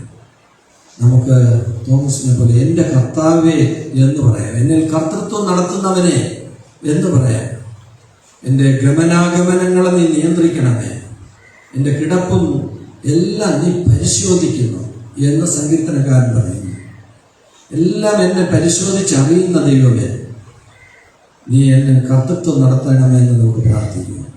ഞാൻ അങ്ങോട്ട് പോകുന്നത് എനിക്ക് എൻ്റെ കണ്ണുകൾക്ക് ഇൻപമാണ്, എനിക്ക് നല്ലതാണ്, ലാഭമാണെന്നെല്ലാം തോന്നിയാലും എന്നെ അനുവദിക്കരുതേ. നിന്റെ ഹിതമനുസരിച്ച് തന്നെ നടന്നത്, എൻ്റെ ഹിതം പോലെയല്ല എന്ന് നമുക്ക് പ്രാർത്ഥിക്കാം. അങ്ങനെയാണെങ്കിൽ മാത്രമേ ഉയർത്ത കർത്താവിൻ്റെ ശക്തി നമ്മളിൽ പ്രവഹിക്കും. ആ ഉയർപ്പ് നമ്മൾക്ക് പ്രയോജനമുള്ളതാകും. ആ ഉയർപ്പിലൂടെ നമുക്ക് എംപവേർഡ് എന്ന് പറയുന്ന നമ്മളെ ശക്തിപ്പെടുത്തുന്ന അനുഭവത്തിലേക്ക് കടന്നു. കാരുണ്യവാനായ വാഴ്ത്തപ്പെട്ട സ്വർഗ്ഗസ്ഥ പിതാവേ, നല്ല ദൈവമേ, ഈ ദിവസത്തിന്റെ അനുഗ്രഹിക്കപ്പെട്ട പ്രഭാതത്തിനായി സ്തോത്രം ചെയ്യുന്നു, സ്തുതിക്കുന്നു. അവിടുത്തെ ഉയർപ്പ് ആഘോഷിച്ച് ഒരാഴ്ച കഴിഞ്ഞ് ഞങ്ങൾക്ക് ദൈവമേ ഈ ദിനം ഒരു തോമസ് എന്ന് പറയുന്ന അവിടുത്തെ ശിഷ്യൻ ഉയർത്തിയ ചോദ്യങ്ങൾ ഞങ്ങളത് കണ്ടു. എന്നാൽ പിന്നീട് അവൻ ദൈവമേ വിശ്വാസത്തിൽ ശക്തിപ്പെട്ടിട്ട് എൻ്റെ കർത്താവേ, എൻ്റെ ദൈവമേ എന്ന് അവൻ വിളിക്കുകയാണ്. ആ തോമസ് ദൈവമേ അവനെ വഴി നടത്തിയത്, അവന്റെ സഞ്ചാര പദങ്ങൾ നിർണയിച്ചത് അവിടെ നിന്നാണ്. എങ്ങോട്ട് പോകണമെന്നെല്ലാം തീരുമാനിച്ചത് അവിടെ നിന്നാണ്. അവൻ ഇന്ത്യയിൽ വന്നു രക്തസാക്ഷിയായി. ഇതെല്ലാം ദൈവം നിശ്ചയിച്ചതുപോലെ നടന്നു. ദൈവമേ, ഞങ്ങളുടെ ജീവിതങ്ങളെയും നിന്റെ സന്നിധിയിൽ സമർപ്പിക്കുകയാണ്. നീ തട്ടി തട്ടി ഞങ്ങളുടെ ഹൃദയവാതിൽ മുട്ടി നിൽക്കുന്നത് ഞങ്ങൾക്കറിയാം. ഞങ്ങൾ ദൈവമേ ക്രൂരമായ മനസ്സോടുകൂടെ, കഠിനമായ മനസ്സോടുകൂടെ വാതിൽ തുറക്കാതെ, ആ ഉയർത്ത കർത്താവിന്റെ ശക്തി അനുഭവിക്കാതെ ചോദ്യചിഹ്നങ്ങൾ ഉയർത്തി നിൽക്കുന്ന അനുഭവം ഞങ്ങളിലുണ്ട്. ഞങ്ങളിതാ ദൈവമേ ആ ഉയർപ്പിന്റെ ശക്തി ഞങ്ങളിലേക്ക് ആവാഹിച്ച് എൻ്റെ കർത്താവേ എന്ന് പറയുകയാണ്. വീണ്ടും വീണ്ടും തട്ടി നിൽക്കുന്ന ആ കർത്താവിന്റെ ആ തട്ടന്റെ മുന്നിൽ ഞങ്ങൾ കീഴ്പ്പെടുകയാണ്. ഞങ്ങളുടെ ഉള്ളത്തെ തുറക്കുകയാണ്. അവിടെ നിന്ന് പ്രവേശിക്കണമേ. ഇനി അവിടെ നിന്ന് ഞങ്ങൾക്ക് കർത്താവും ദൈവവുമായി ഞങ്ങളുടെ ജീവിതത്തിലായിരിക്കണമേ. ഈ ആരാധനയുടെ മഹത്വം സ്വീകരിക്കണമേ. മടങ്ങിപ്പോകുന്ന ഞങ്ങൾ അനുഗ്രഹിക്കപ്പെട്ടവരായി മടങ്ങിപ്പോകുവാൻ സഹായിക്കണമേ. യേശുവേ, നിന്റെ ആണിപ്പാടുള്ള കരം ഞങ്ങളുടെ എല്ലാവരുടെയും തന്മേൽ വയ്ക്കണമേ. അത് ഞങ്ങൾക്ക് ആവശ്യമുണ്ട്. ഞങ്ങൾ ഇന്നത് അനുഭവിക്കുന്ന ആ സാക്ഷ്യത്തോടെ മടങ്ങിപ്പോകുവാൻ സഹായിക്കണമേ. വരുന്ന ആഴ്ച നിന്റെ ഭവനമായ ആലയത്തിൽ മടങ്ങി വരുവോളം കൃപയിൽ മൂടി മറയ്ക്കണമേ. യേശു മൂലം ഞങ്ങളുടെ പ്രാർത്ഥന കേൾക്കണമേ. ആമേൻ. വിശ്വാസത്തോടെ കർത്താവിന്റെ അനുഗ്രഹം പ്രാപിപ്പിൻ. പിതാവ്, പുത്ര, പരിശുദ്ധാത്മാവ ത്രിയേക ദൈവത്തിന്റെ കൃപയും അനുഗ്രഹവും വാഴും നമ്മുടെ എല്ലാവരോടും ചിന്തിച്ച എല്ലാവരോടും നമ്മുടെ മടക്കയാത്രയോടെ ഇപ്പോൾ എപ്പോഴും ഇരിക്കുമാറാകട്ടെ. ആമേൻ.